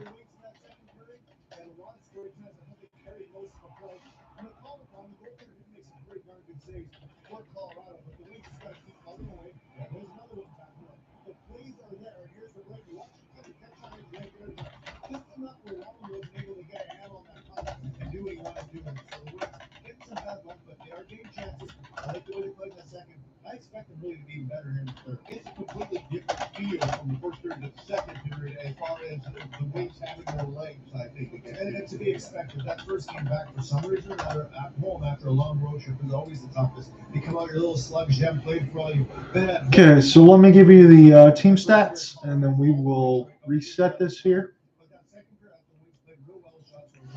Shots on goal. I expect this third period to waste a real quick push. All right, let's show you the goal that's been scored, the only goal that's been scored in this game. It's GNC Pro Vision, and it's Nathan MacKinnon who is making his case to perhaps be the heartbroken of the league.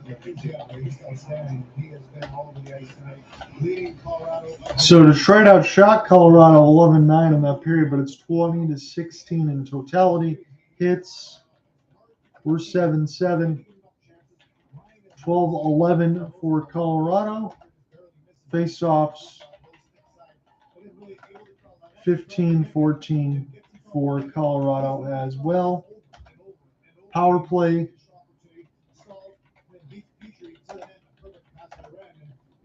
0 for 2 for Detroit. Again, the one in the second was actually a full 2 minutes. Colorado 0 for 1.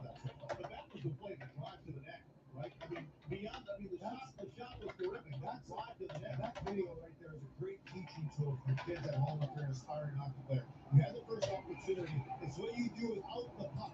And McKinnon showed you with all the talent he has and how he can score. It's what he does without the puck that is just as important. He beats Beecher to that perfect pass. To me, though, you got to get more shots on Justice and Noonan. You had some sustained puck pressure in that second period, which was good, but they got to be able to tempt the young goaltender, because if you can't do that, then you're not going to score a goal.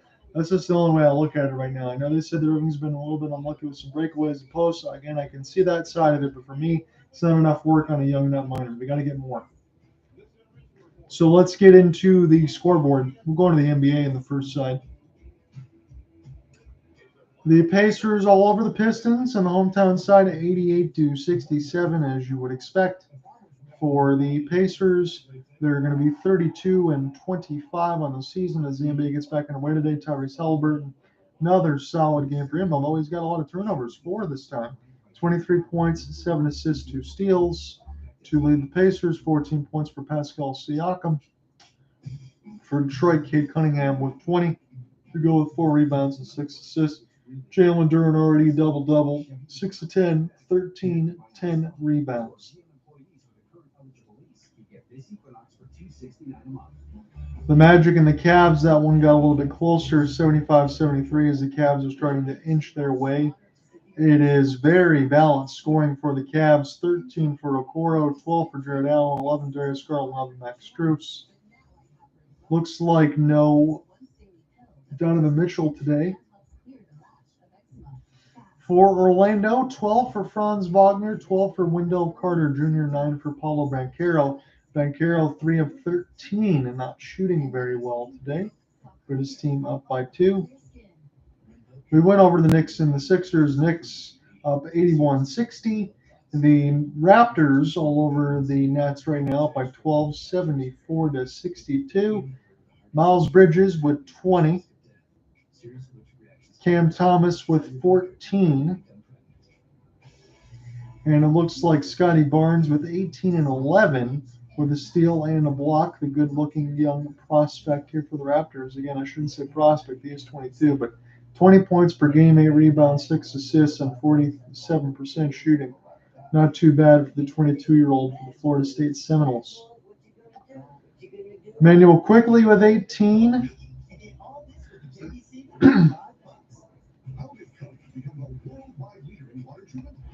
It is the Suns and the Mavs, 63-60 at the half.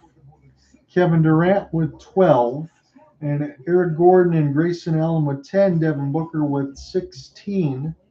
Good starting scoring, Luka Doncic 21 with 4 rebounds, 4 assists. Kyrie Irving was 17 on 7 of 10, very efficient for the Drew. The Celtics and Bulls, 33-31. That is very early in the second. Derek Wright with 12 to lead the C's, and a pair of 8s on the board for Nikola Vucevic and Ayo Dosunmu, the 24-year-old of Illinois, hometown product. As the Bulls are down by 2. It is the Pelicans and the Rockets. Again, 2-point game there. Pels just edging out at the moment. It's 11 points for CJ McCollum, 9 for Zion, 9 for Jonas Valanciunas. It is 6 points for Fred VanVleet and Jabari Smith Jr. for the Rockets.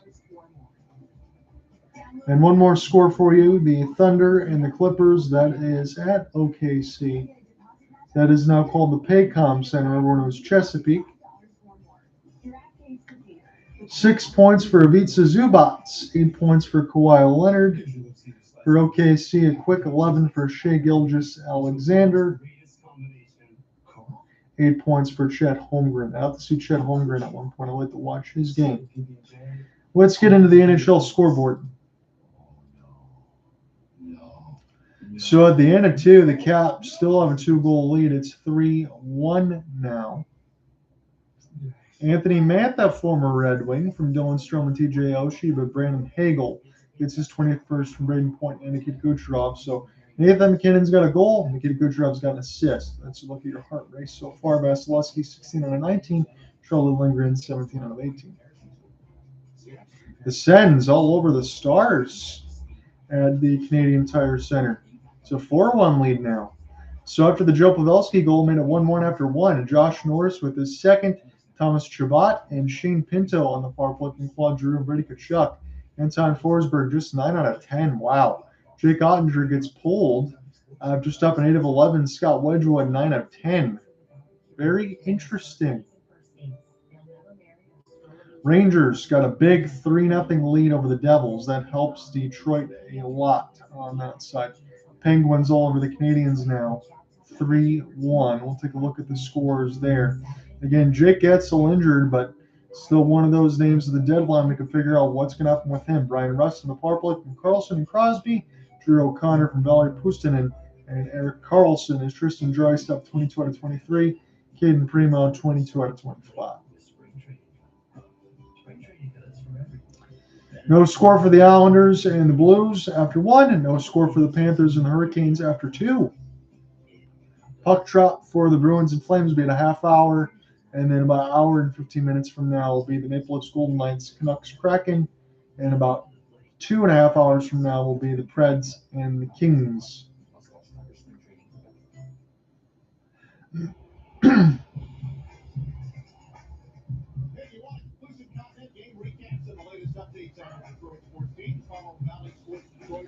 So I appreciate you guys sticking around with the second intermission. Again, if you're just joining us in our featured game, it is the Abs up with Nathan MacKinnon, 1-0 after 2. That is still where we stand.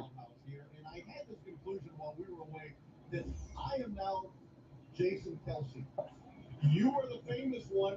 You're the one in the spotlight. Everybody loves you, and I'm just the other guy, really sort of off to the side. We got about 8 minutes left to go until we get to the start of the third. Since we have 8 minutes, let me try to see if I can find any games in progress that we can watch.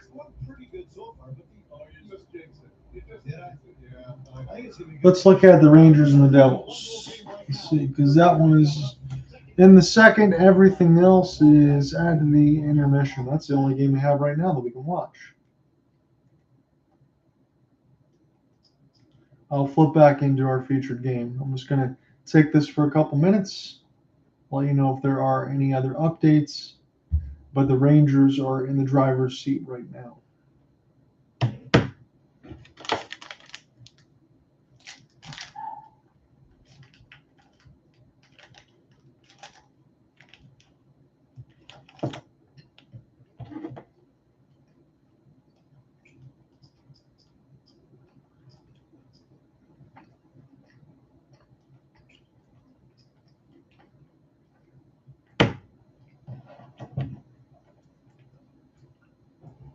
Question: what would you get with almost $750? Easy. Buy a smartwatch like that guy. Makes sense. Use that GPS for your forward sense of direction. Excuse me? My grandfather was a homing pigeon. My internal compass is genetic. Must have skipped a generation. I'm a walking GPS. Okay. Which way is north? Okay, that's up, not north. That's your watch. Switch to Progressive and you can save hundreds. Spend on whatever you dream of. Your record label is taking off, but so is your sound engineer. You need to hire. Indeed. Indeed, you do. Indeed Instant Match instantly delivers quality candidates matching your job description. Women's college hoops on ESPN and ABC. Live sports. Presented by your local Ford store. Well, you're not going to go wrong with Jacob Turbo. First, he makes his defensive play. He's killing the penalty. Uses his stick, and then he sees a chance to line somebody up, put the pressure on a penalty kill. Here it comes again, and it's Luke Hughes again. Again, the young Luke Hughes can be a good player. And we're taking a look at the Rangers and the Devils during the break. Gostisbehere got a piece of Jack Hughes. So Eric Gustafson's going to go to the box. And the Devils are on the power play. Looks like Nico Hischier going to go ahead and take this draw against Mika Zibanejad. So this will be with Luke Hughes. We'll get this one now. Spin this back around for Igor Shesterkin. 3:10 left to go in this second period. The Rangers are up by 3. Here's a short-handed break opportunity. Zibanejad trying to send it, but it bounced off Nico Dawes. And now Kreider backing around the left side red line. Send this one all the way back. 2:55 left to go in the second as it's flipped in on the Rangers penalty kill. And now the Devils here for Luke Hughes. We'll send this one back for Jack. Jack now, full burners. Try to drop it. Here's Luke. Near the right side dot. The Devils have this near the high slot here for Luke. Now Jack. Tyler Toffoli. Get this one for Luke Hughes. Now for Jack Hughes. Back to Tyler Toffoli. Back to slapper. Luke, one-timer. This one blocked. Pick it back up. Here's another shot. And it was traffic out in front for Hischier, but he couldn't deflect it. This will go all the way down the ice. Nico Dawes now. We'll have this in between the circles as it is Jack Hughes. And across the Devils logo. We're in Prudential right now. The Devils need some goals. Timo Meyer's lines out there now, but this will be cleared down by Adam Fox. 2 minutes left to go in the second. Timo. Pick this up in his own end. Get this in across the blue line side. Again, we're just looking at live action. Bring it to our third. Back pass. Shesterkin able to make the save with the stick. And now this will go all the way down for the New Jersey defense. Eric Holla now, former Boston Bruin. Pick this one up off his backhand. He's off the end glass. Igor lost it in between his legs. That wouldn't allow Timo Meier to maybe get a hold of it. But now picked up by Mika. Sent down the ice now. As we get Let's Go Devil chance right now. Nemec has him behind the net here for the Devils. And Lundy Ruff squad. He's going to find the entry all by himself. He might get a chip and chase as well. Lindgren pin against the wall as this team goes back to even strength. It was loose out between the circles. And now the Rangers are tamping air. And Breadman has it. He thought about the pass across one-timer. This one gets blocked. And now the Devils send this back around the end boards. Keep in. Good work here for Ryan Lindgren. Lindgren now for Panarin. As Panarin loses it for a moment. This goes into the neutral zone. 50 seconds left to go in the second. As this bounced off Kreider. Vinny Trocheck. Settle it down. Trocheck now as this goes in across the blue line side. Vinny. Here's a pass right down the middle. Lafreniere. He scores! 4-0. The Rangers now have the lead as we get a live look in. Trocheck, Lafreniere, splitting it down the middle like a 7-10 in bowling. And that is a 4-0 lead now for, I can't say the blue shirts. They're on the road. The white shirts with the red pants and the blue top. Trocheck, what a pass. Nico Dawes, no chance. As a couple stick handles. Panarin, Trocheck, Lafreniere to the backhand, lifted forehand to the right side bar. No chance for Dawes. And the Rangers are up by 4. We'll flip back to our game now. So it's a live scoring look for Alexei Lafreniere as the Blue Shirts now up by 4 goals. That is certainly going to help the Red Wings. And again, if the Lightning lose on this side of the Caps and the Red Wings don't get any points, that means no harm, no foul in the standings, which could be worse. But it'd be nice if the Red Wings can pick up at least 1 point, maybe get to OT, get into that first wild card spot, gain something from this game. That's the hope, at least. So I hope you guys enjoyed that live look-in, as we'll be getting into the third period.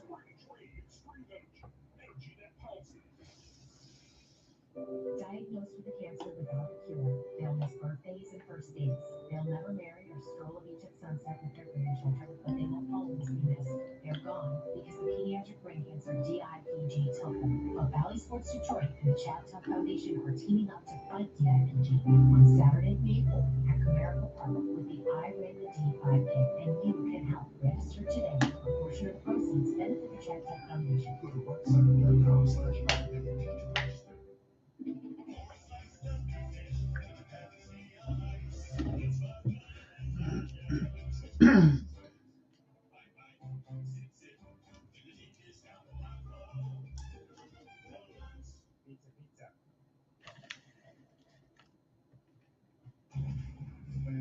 Creates a special bond, I think, even if we didn't win. They're talking with Nathan MacKinnon being teammates with JT Compher. Again, they played together for a long time, 2016 and 2023.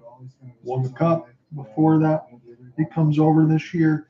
Big acquisition for Steve Yzerman. I know they say that Kopp and Compher are pretty similar alongside Larkin and all that, but you need those two-way players. Guy's been very good here. We're going to get settled in the third period. Nathan MacKinnon still got the only goal of the game. The Red Wings are still close, but they need to get some more shots on Justice Noonan if they want to be able to change the narrative in this game. But again, back-to-back Thursdays for the Red Wings on this side. 3 straight Red Wings broadcasts, and I will tell you that will change at some point. But just the defense being able to close everything down in the last couple games, you notice. So third period underway here, and the Red Wings are going to try to go right to left. Kopp has it in the offensive end. They'll get this back to Dave Petrie, fakes the 1T, gets a slap pass, as this is David Perron. Put this around the inboards here, and the penalty hand is in the air. This will be elbowing. Rasmussen's going to get called for it, and the Avalanche will go to their power play. It's their second of the game. The Red Wings have 2. They're 0 for 2. Rasmussen can't believe it, but I'm going to have to take another look at it. He's very animated as he goes to the box right now. But this is a great opportunity for the Avalanche right at the start of the third period to essentially put this game away.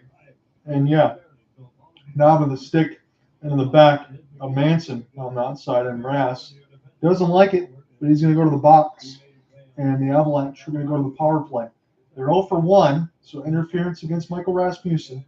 Andrew Kopp against Nathan MacKinnon. Again, you got the top line out there for MacKinnon, Rantanen, and Makar, and mix for Arturi, Lehkonen, and Toews. So Makar, here from Lehkonen. Now Toews, this is near the left side dot. This will be Cale Makar. Cale Makar, just across that blue line. Mikko Rantanen near the right dot. He loves to shoot there as well. Cale Makar with an absolute clapper at 95. This one gets blocked out in front.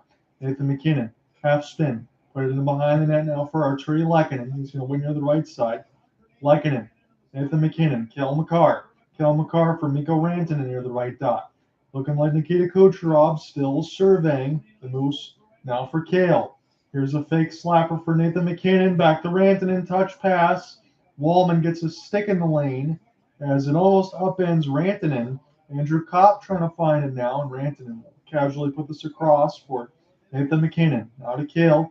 Back to Nathan near the left side dot. Nathan, half drag spin as it's in behind the office of Lyon. Makar, MacKinnon, 1T. And this is a stick save by Alex Lyon. Jonathan Drouin, keep this in. Makar, touch pass. Here for MacKinnon now near the right side dot. Here's a pickup. Here's a good lift for Makar. Trying to get the Red Wings to chase. JT Compher, former Av, will get this one down the ice, and Derek Lalonde squad can finally change. Red Wings penalty kills since December. 12th tie for the best in the league. They're about 90% as it's Devon Toews. Backing around for Sam Girard. 30 seconds left to go on the second unit on the power play for the Avs. Bowen Byram. Now for Toews. Toews near the left dot. Goes down to the left side blue line. Sam Girard. Toews still watching as it's near the left side. It's Bowen Byram also waiting as well. They mixed in a couple defense. Here's a sauce pass. Byram, oh, what a stop for Lyon. It's low side in front. Dylan Larkin trying to find it. He will on his own end, and he will send this one down. This will be right to Rasmussen from Larkin. Good work. As Rasmussen a little bit behind Joe Valeno. So Red Wings return to full strength. Both teams 0 for 2 in the power play. 12 block shots to 9 in favor of the wing wheel. Still 1-0 for the Avs, however. Jonathan Drouin now skating in full flight. It's Josh Manson. Oh, what a save for Lyon with the left pad. 1T gets fanned on. As this is picked up now, Sam Girard. Logan O'Connor, excuse me. As this around the end boards, and this goes down the ice. Drew O'Connor's a Pittsburgh Penguin. Logan O'Connor's now. Noonan send this around the end boards now. As this is the Avs. Full flight. O'Connor shoots it wide. Off the embankment. The Cat will stop it. Robbie Fabry sauce to Kane. Kane 1-on-4. Kane still trying to make a play. As it's Fabry around the end boards. Can the Red Wings D get there? Can they pinch along the right side wall? Kane will survey as Fabry pick it up. Fabry looked behind him to see if he had any help. As it's near the left side red line, David Perron loses the puck. Not sure how I feel about Perron on this line. I haven't seen him create much. Robbie Fabry, as this is Lucas Raymond, and around the end boards, David Perron does the same thing. A look behind him. He can't find the puck, however. You got to make sure you locate that first. Seider, this is tipped. Stopped by a stretching out of Noonan. Makes the save. Finish of a hit against Mikko Rantanen. Miles Wood able to send this one down. Seider, Woolman will crisscross. 15:50 left to go in the first. Seider gains the entry. Seider now trying to get his own dump in. Seider behind the net now. Left side red line. Span Sherratt through the traffic. Found by Noonan. Held. 15:42 left to go in the third. Shots on goal now read 22-17 for the Avalanche. Josh Manson looking every bit of a forward, as that was a great left pad save for Alex Lyon to keep the scoreline level, and then a deflection attempt for JT Compher and Lucas Raymond, as Raymond just shoots it wide on the left side post. Again, he had to battle off some body contact as well.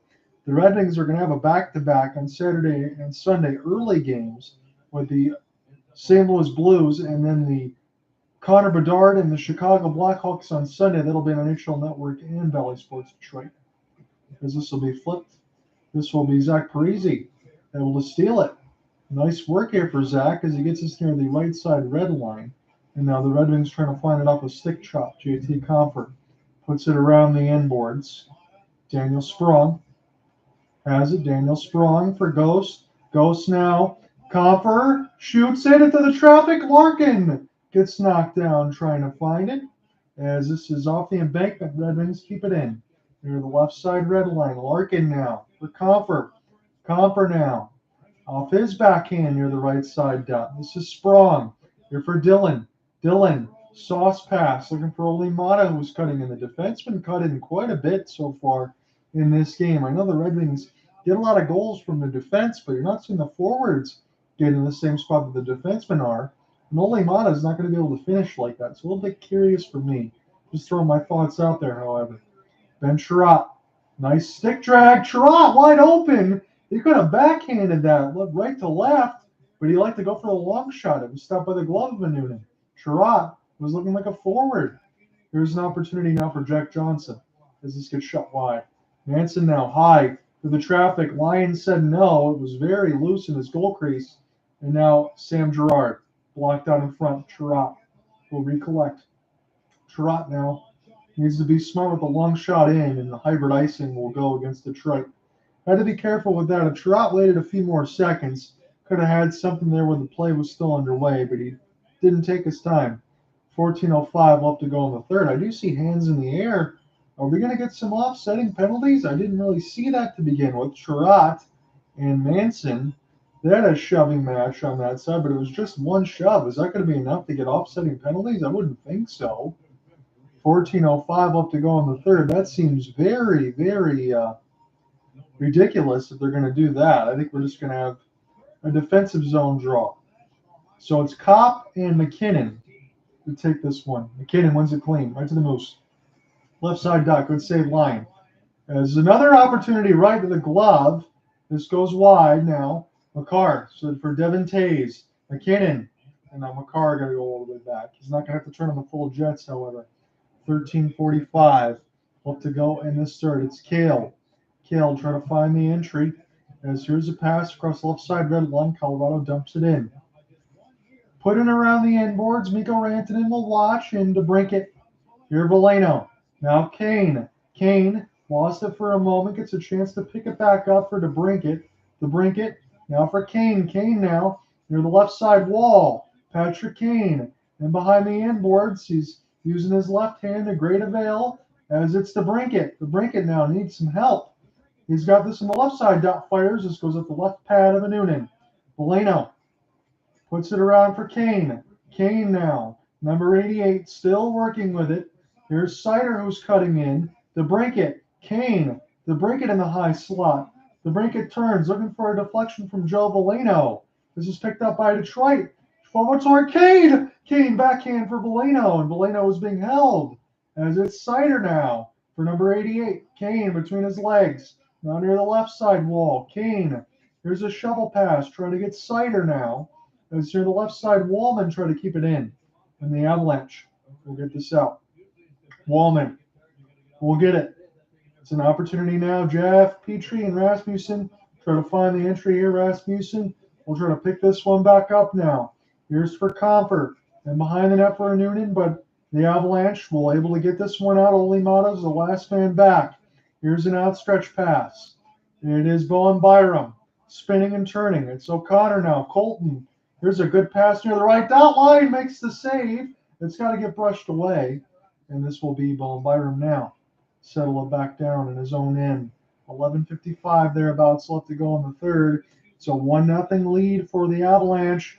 Here's a seam pass. It's Ross Colton now. And the clear gets deflected for O'Connor and up and on a play. We'll take our break. 11:48 left to go in the third. Raymond just missed off the deflection. And Kane fired it from DeBrincat just wide for Valeno, who was tied up nicely by the Avalanche defense. 11:48 left in the third. Are the Red Wings going to get a goal? Are the Avalanche going to win 2-0 courtesy of an empty net? It's 1-0 right now. Come back from break.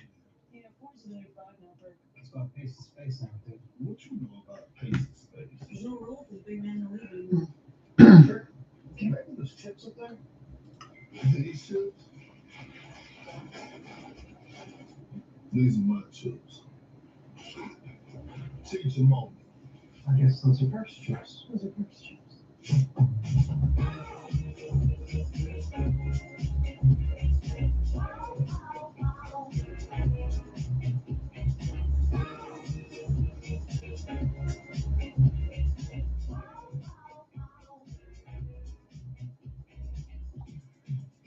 GM employees of the current eligible Buick lease get this low mileage lease on this 2023 Envision Preferred all-wheel drive for $279 per month.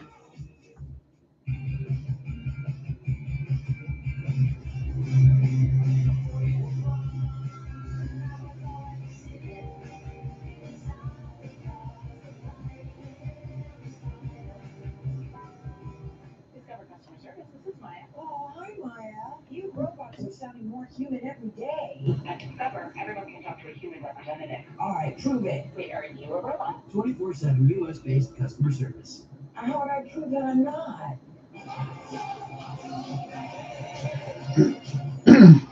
Nathan MacKinnon through 58 games. So here's another one for you. Most points through 58 games of a single season in Nordiques and Avs history. Peter Stastny, 93. MacKinnon, 93. Stastny, 94.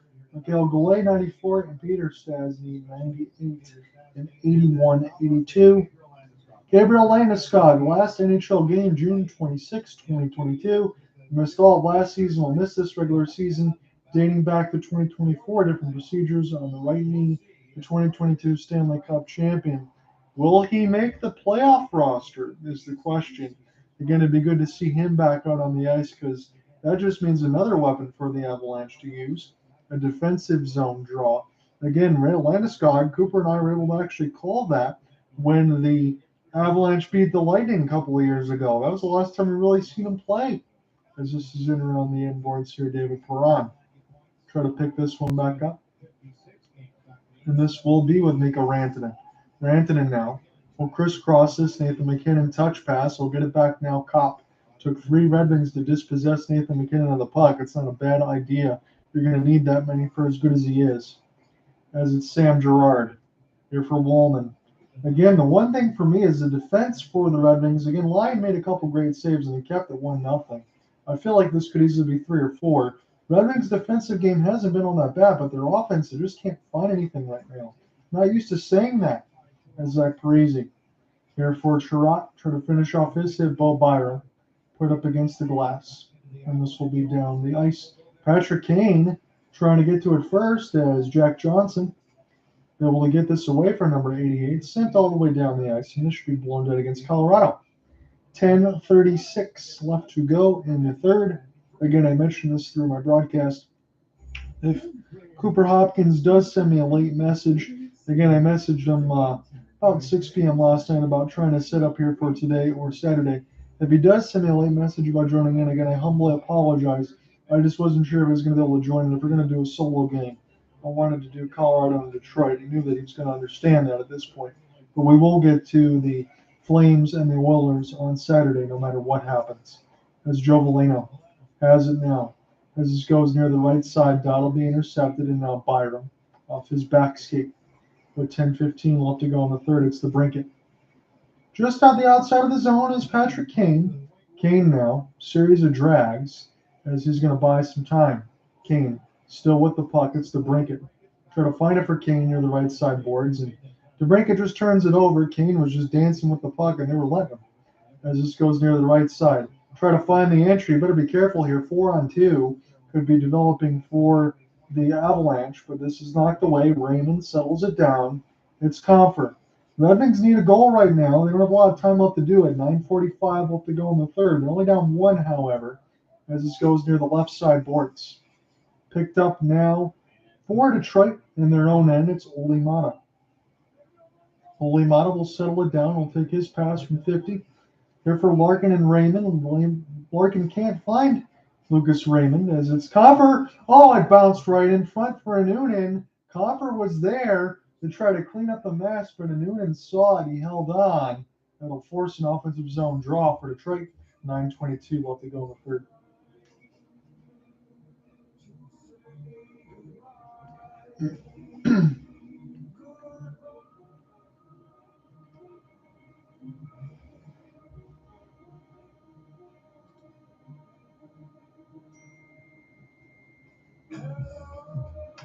So the Lightning have tied it up against the Caps. That's what I was afraid of on that side. That's what we were expecting. Tyler Mott and Nick Paul, 242 and 306 back-to-back goals. And now Vasilevsky gets new life. Charlie Lindgren, 19-22. Vasilevsky, 16-19. And that could get some points for Tampa to balloon the lead in WC1. The only good thing for Detroit, it looks like, is that the Rangers should be able to hold on to their 4-0 lead against the Devils. You got Shesterkin in net. I don't see him giving up 5 or even forcing an OT point. So Detroit won't lose too much today as far as the standings portion, but got to be careful with that, though, because you need to be able to, at least for me, in a 1-0 game for Detroit, find a way to get one pass in and to get at least a point in this game. That's just me. I think you need at least that much. Download BetMGM. They accept you, Tom. You want enough. 9:22 to go. Colorado, boys. They are so good on the rush. They're very good on the exits, obviously. Out of their own zone. So if New Jersey loses today instead of the Red Wings, they'll both be at 56 games. And the Red Wings lead will still be at 4 points. And the wild card, the unfortunate portion for them is they'll be playing the number 1 seeded Boston Bruins. But you can mix that in between the Florida Panthers as well. That's still up in the air. And if they get to WC1, it might be the New York Rangers on that side. So nothing's going to be easy for Detroit. Check back underneath the action here. 9:15 left to go in the third. Nathan MacKinnon wins the draw. Nathan MacKinnon drop pass, centering toward the right side red line, and the pass goes wide. Lucas Raymond now. Joe Valeno. Not sure how I feel about these lines. I know I said that a few times. As it's Raymond tripped up, penalty hand in the air, and the Red Wings are going to get the door to open at the 9:01 marker of the third.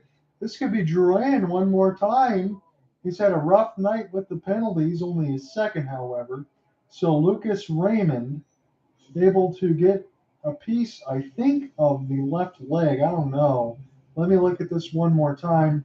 You got to chop in on both legs and trip them. So Jonathan Drouin going to go to the box. So Red Wings, if you're going to get it done right now, this is the time to score a goal. The shot board is 23-20 as Drouin is in the box for the second time. Perron, Larkin, Raymond, Compher, and Ghost will be the power play unit. Again, Kane and Sprong and DeBrincat could be the second line side. Kind of wonder which one is better. You can make that argument out there. Larkin wins it. Raymond shoots it. 5-hole save for Noonan as this is cleared down the ice. That was one of the first clear looks that the Red Wings had got on goal. Again, they missed some posts, but I don't think there's been enough activity on the goaltender. Larkin, as this is taken down, and line will stop it with 8:35 thereabouts left to go in the third. As it's Ghost. Ghost will slowly put this one back to Larkin. Larkin now, full flight. Try to find the entry. Larkin, get this now near the left side boards. David Perron's going to pinch here. Try to hold this in. Dylan Larkin puts it around the end boards. David's got it. David Perron, Gostisbehere is in the high left side blue line. David Perron near the left circle. Put in toward the net. Back to David Perron. Gostisbehere shoots it way high. Where did that one go? 91 miles an hour back to the left side blue line.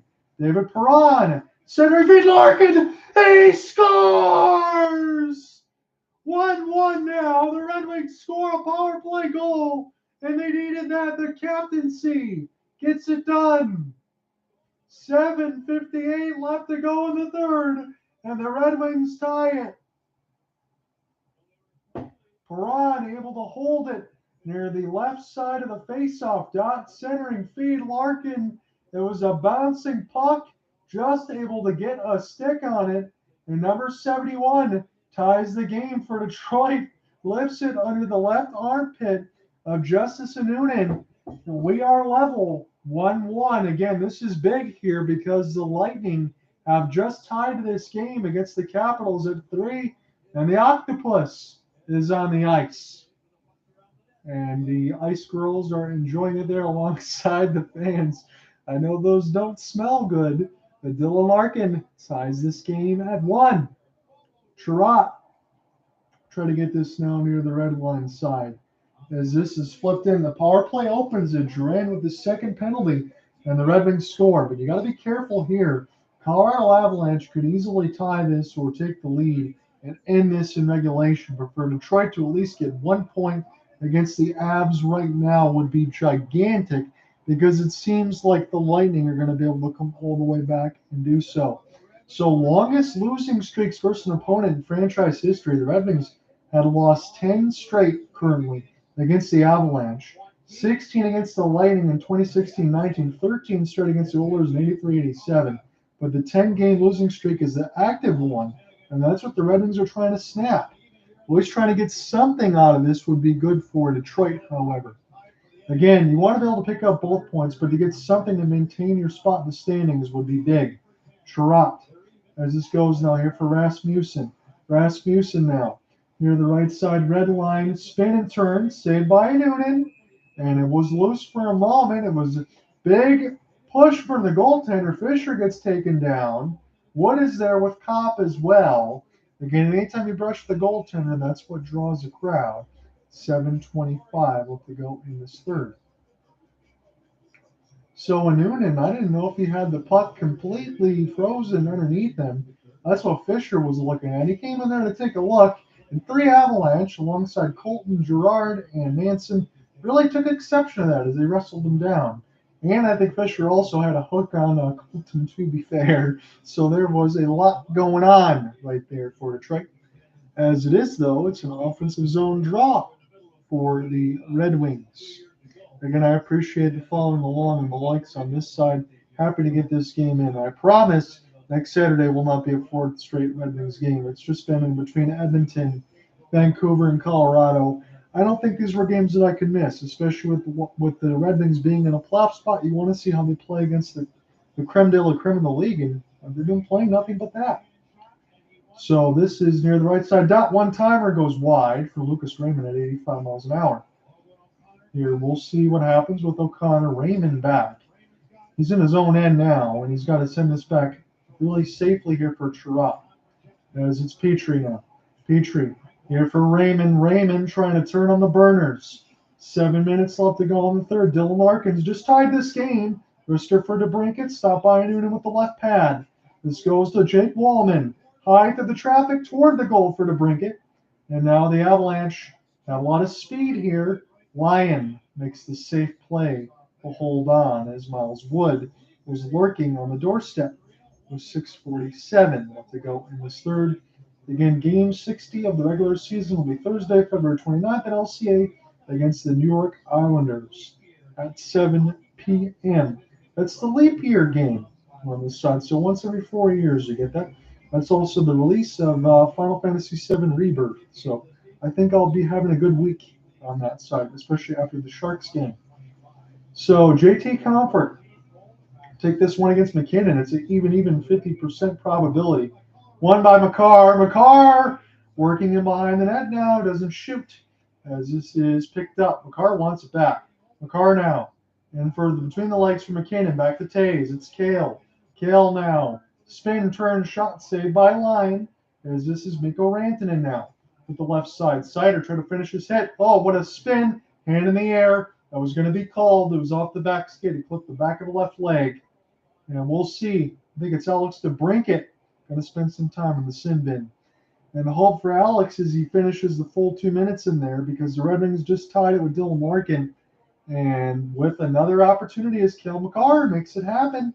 And DeBrincat sticks out the right leg, gets a piece of Cale off the half spin. That's an easy call. And Cale, as good as he is, you know he's going to be able to draw those. No problem. And we'll see if the Avalanche can take the lead and kind of break the hearts of the Red Wings fans.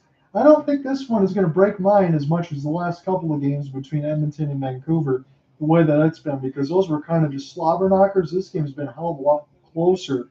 This has been a good effort for Detroit, but their offense has been mostly silent until Larkin scored the latest. So Makar, Toews. Cale Makar draws it from DeBrincat. There's a traffic out in front. This one goes wide. This will work as a clear. Fortunate for Detroit. 6:05 left to go in this third. John Under with them. Doing this play-by-play all the way through. I want to see Detroit get at least 1 point. That was my hope going into this. As Nathan MacKinnon has the lone goal of the game for the Avs. Near the right side dot. It's Mikko Rantanen now. For Cale.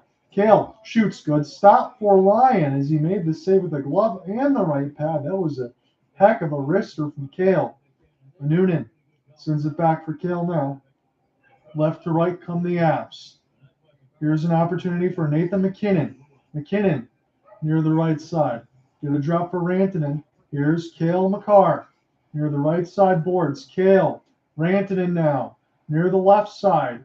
Patient is MacKinnon. Back to Cale. Now Nathan. He's got it near the left side. Dot trying to put a pass out there for Rantanen. He's going to be the first to get to it, however.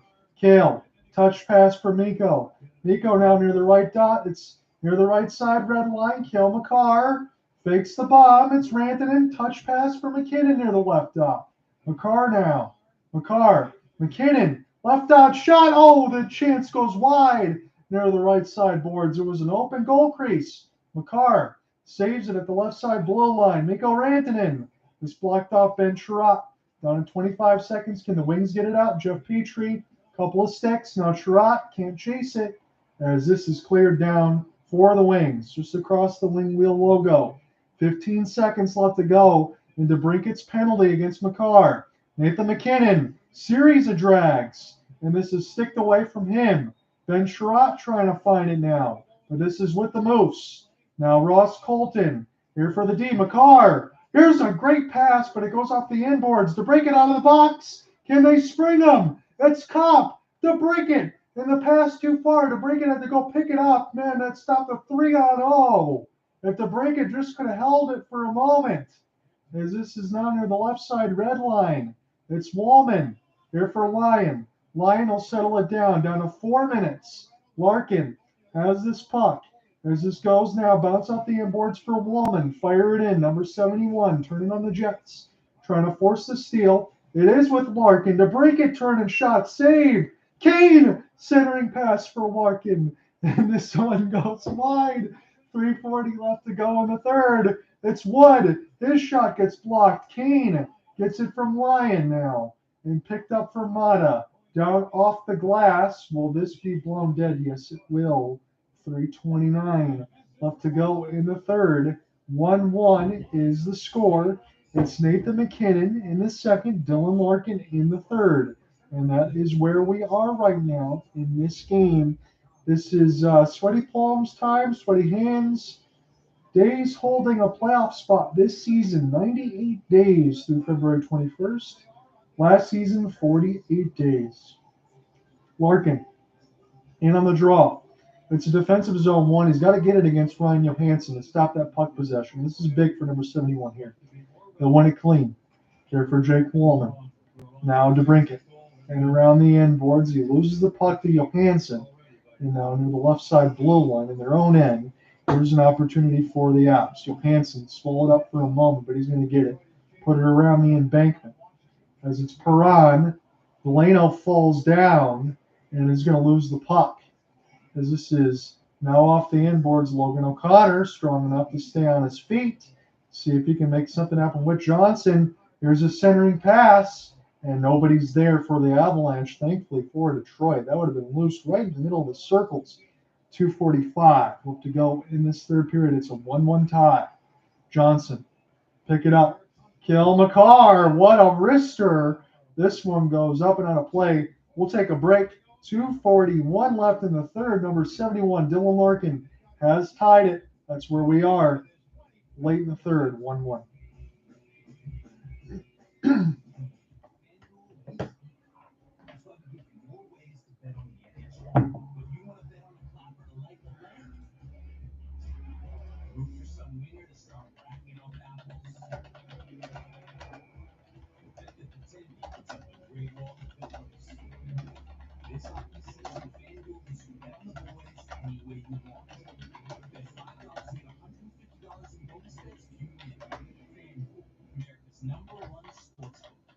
For the second year in a row, Chevy Equinox has been ranked by J.D. Power #1 in new vehicle quality for compact SUVs.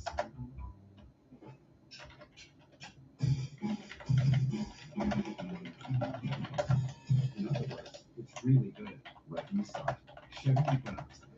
Connected by OnStar. Or GM employees with a current eligible lease can get this Equinox for $269 a month.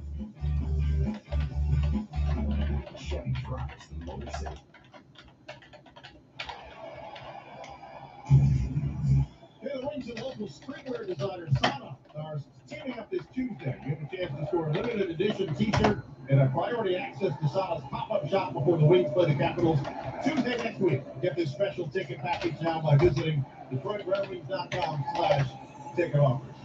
John Kidding and Chris Osgood getting ready for the 5 here. Have you ever held an octopus? I mean, like that young woman did, like in your hand, held it up? Yeah. Last week I did. A pizza. So it goes to show you how much you're paying attention to me while I was gone. Everybody else knows I was twirling an octopus around Mr. Beck. I did not know that. No, you didn't. Well, of course you didn't. It's all about, yeah. Okay. All right, let's, we're coming right down to it. The 1-1, it's a 1-1 game. It's been a terrific hockey game. You had a feeling this one might go beyond 6. Give the Wings credit. They managed to stay in it after that first period. I'm looking forward to the finish of this game, and afterwards, Mickey, that's going to be fun as well. Yes, we saw you twirling the octopus. 2:35 left to go in the third. Dylan Larkin has just tied this game on the power play, but can they hold for another 2:30 to pick up a point in the standings? Because the Red Wings really need it right now.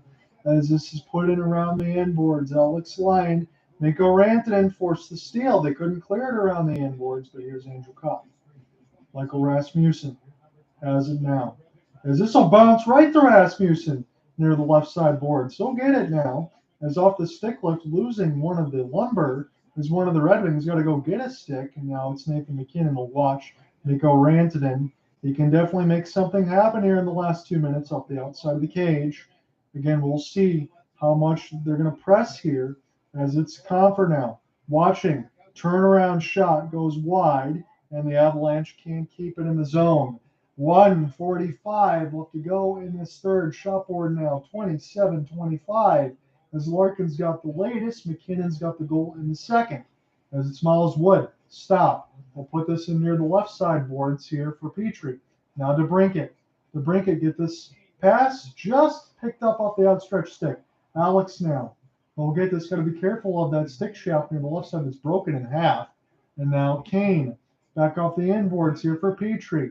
Patrick Kane. Late for Chirot. Chirot now rushing near the right side boards. Chirot turned. He backhands. And it's stopped by Noonan with 1:09 left to go in the third. Ben Chirot tried to play hero in 2 straight games as Noonan makes the save.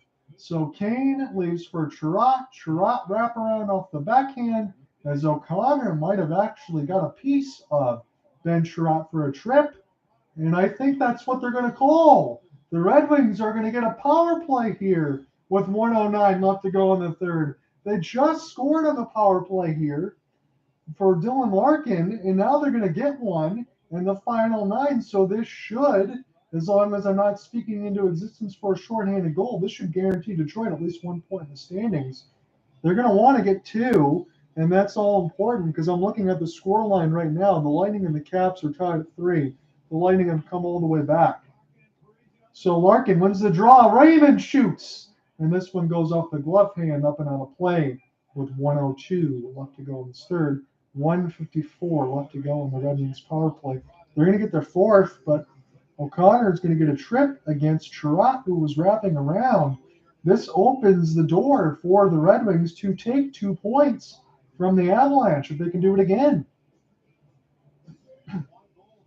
1:02 left to go in the third. It's going to be 52 seconds of carryover power play time if the Red Wings can force OT. Again, it's 1-1. Again, they got to make sure they keep it the way it is. Larkin wins it again. And now Raymond here for Perron. Perron, he goes for the short side. And this one is stopped by Noonan. Larkin now for Ghost. Ghost now for Perron. Perron near the left side dot. In the high slot, back to David. Back to Ghost. Gostisbehere, high off the inboards here for Perron near the left side red line. Ghost one more time. Perron. This goes in between his legs. Try to get saved around the inboards here. Back to Ghost one more time for David. Shoots it. And this one is blocked. Sent down the ice from a tree. Lekkonen. 25 seconds left to go in this third. This would be a gigantic point in the standings. You can't say it enough. Dylan Larkin. Full speed entry cross. This could get picked up by Raymond. Larkin now. Here for David Perron. Try to use around the inboards. Larkin! Oh, it's stopped by a Noonan! Compher gets robbed. And this one stays out with 6.5 left to go in the third. That was the game. Larkin gets it to Compher. Noonan sliding the wrong way. But he does make the save.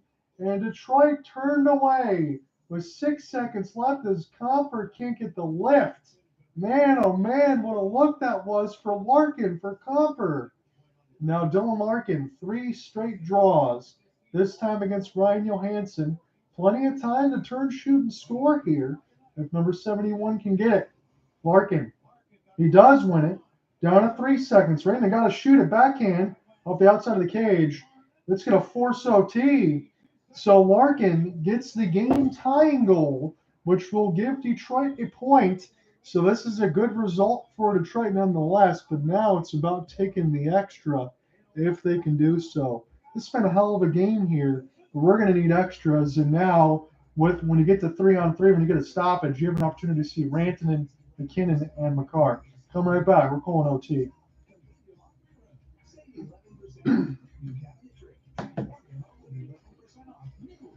That was a hell of a save for Noonan on that side, because if he didn't, Compher was scoring the game winner with about 6.5 seconds left. So both teams pick up a point, and we're going to see what happens in this overtime, maybe even a shootout. Again, I'm glad to be able to do the pivot. I know I wanted to work with Cooper Hopkins on this side, really on that end between Boston and Calgary, or for Seattle and Vancouver, but we went through the game for the Red Wings here. I know it was a third straight time for me. I apologize, but in between Edmonton, Vancouver, and now Colorado, I wanted to see how the hometown team is going to do against the big boys. At least picking up a point here is going to be big. We'll continue to monitor that scoreboard. We'll see what happens in between the Lightning and the Caps. That one's still tied at 3 with 5:54 left in the third. So Detroit gets one. Justin Abelkader, the Michigan State Spartan, scored the latest one. And then Athanasiou and Larkin, a 5-1 win, March 18th, 2017.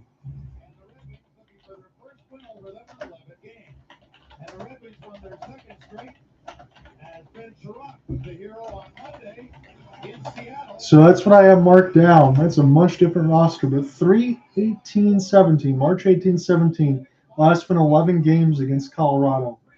You don't meet each other that much anymore, being on opposite sides of the conference. Again, I miss that. I miss the Wings being in the West. I miss working at the Open Press on that side late in the paper, and I listen to the ticket, Ken Cale and Paul Woods, late coming home from work. But times change. And the Red Wings now get loaded in the Eastern Conference. And they have to continue to fight through in the Atlantic. So Kane, Larkin, DeBrincat, and Ghost on the fourth line side. This are Lekkonen in on the draw against Larkin. That's interesting. Larkin wins it, as I thought he would. And now this is a pretty good 4-on-4 line for Detroit with some power play time. 6-6 OT, 2-3 for the Avs. As it's Ghost. As it now, Kane near the right side. Kane still surveying. Lead for Ghost. Back to number 88. Kane shoots a hell of a wrister, but this goes high off the inboards now. This will be cleared down by the Avalanche. Alex Lyon will stop it here for number 88. Patrick Kane. 15 seconds left to go on the power play. Kane now near the right side. DeBrincat being held.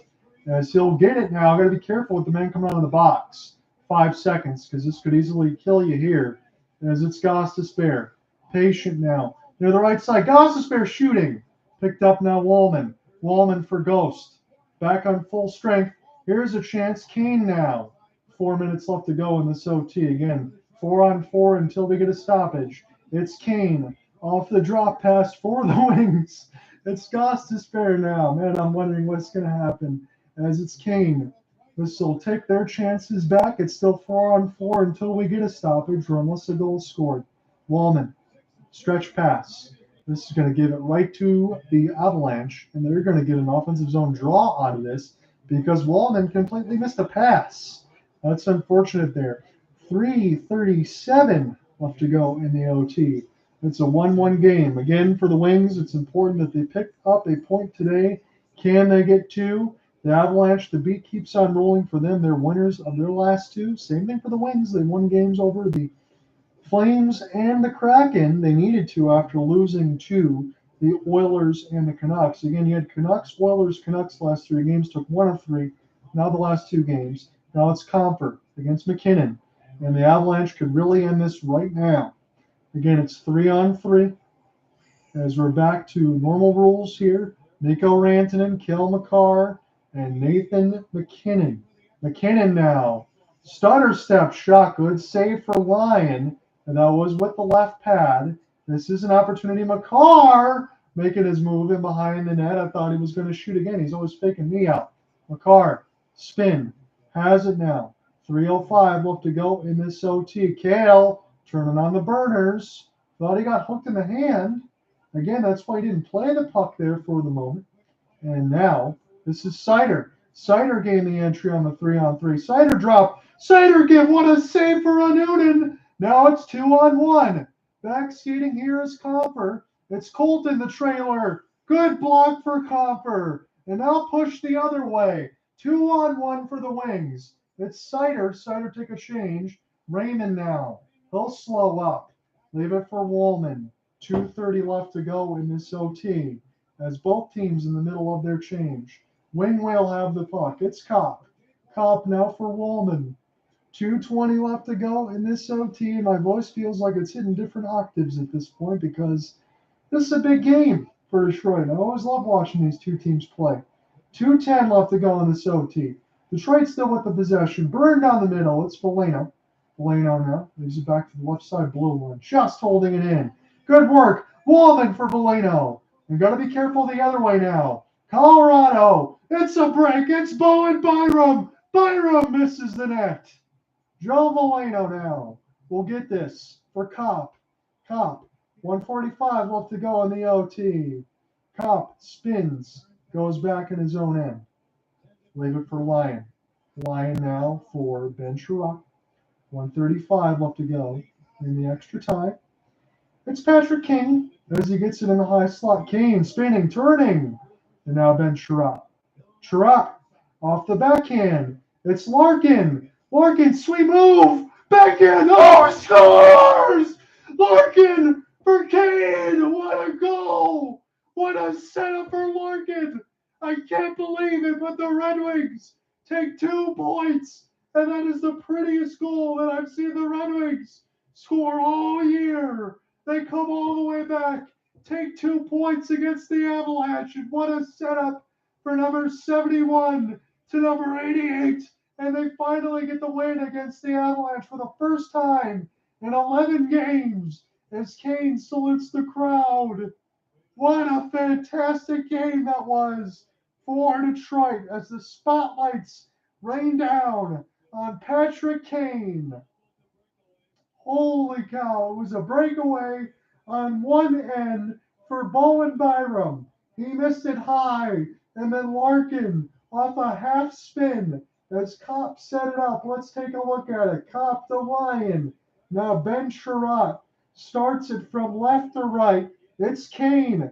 Kane on the high slot. Kane stick handle half spin. Chirac sets it up now for Larkin as he'll drop it in the middle of the blue line. Larkin spins Kane right in the middle of the circles in a back-to-back games for Detroit in overtime. They take 2 points. Kane was wide open in the middle of the circles. No chance for a Noonan. And number 88 scores the game winner. Just the other day it was Ben Chirac. Now it's Kane. And the losing streak against the Avs are broken. And the Red Wings take a huge 2 points tonight as they win this one 2-1 in overtime.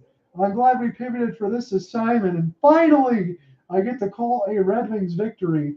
This time in almost breathless fashion. I couldn't believe what I was watching. What a contest. What a win. And the Red Wings now will wait for Saturday and Sunday when they play in a back-to-back with the Blues and the Blackhawks. That's all at LCA. Dylan Larkin's going to get one of the 3 stars, no doubt about it. As he raises up his hands, he is pumped. And I think Patrick Kane's probably getting star numero uno. Let's stick with you on this side. Here comes number 88. Patrick Kane. He gets the overtime game winner for the Red Wings. Patrick Kane, set up from Dylan Larkin. This could easily be my favorite game of the year for the Red Wings. Those were heartbreakers, I'll admit to you, in between the Thursday and Saturday side, in between the Oilers and the Canucks. It really was. It was tough to watch on that side, to watch the Red Wings get bludgeoned. But then you know what? You got to come back and say, hey, you need these 2 wins against the Flames and the Kraken. You get them. You come back home. You play against a tough Avalanche team who's been playing well all year, and you take 2 points. That is as good as it gets. 3 good wins for the Red Wings in back-to-back-to-back games, and that's your final tonight. Patrick Kane takes it.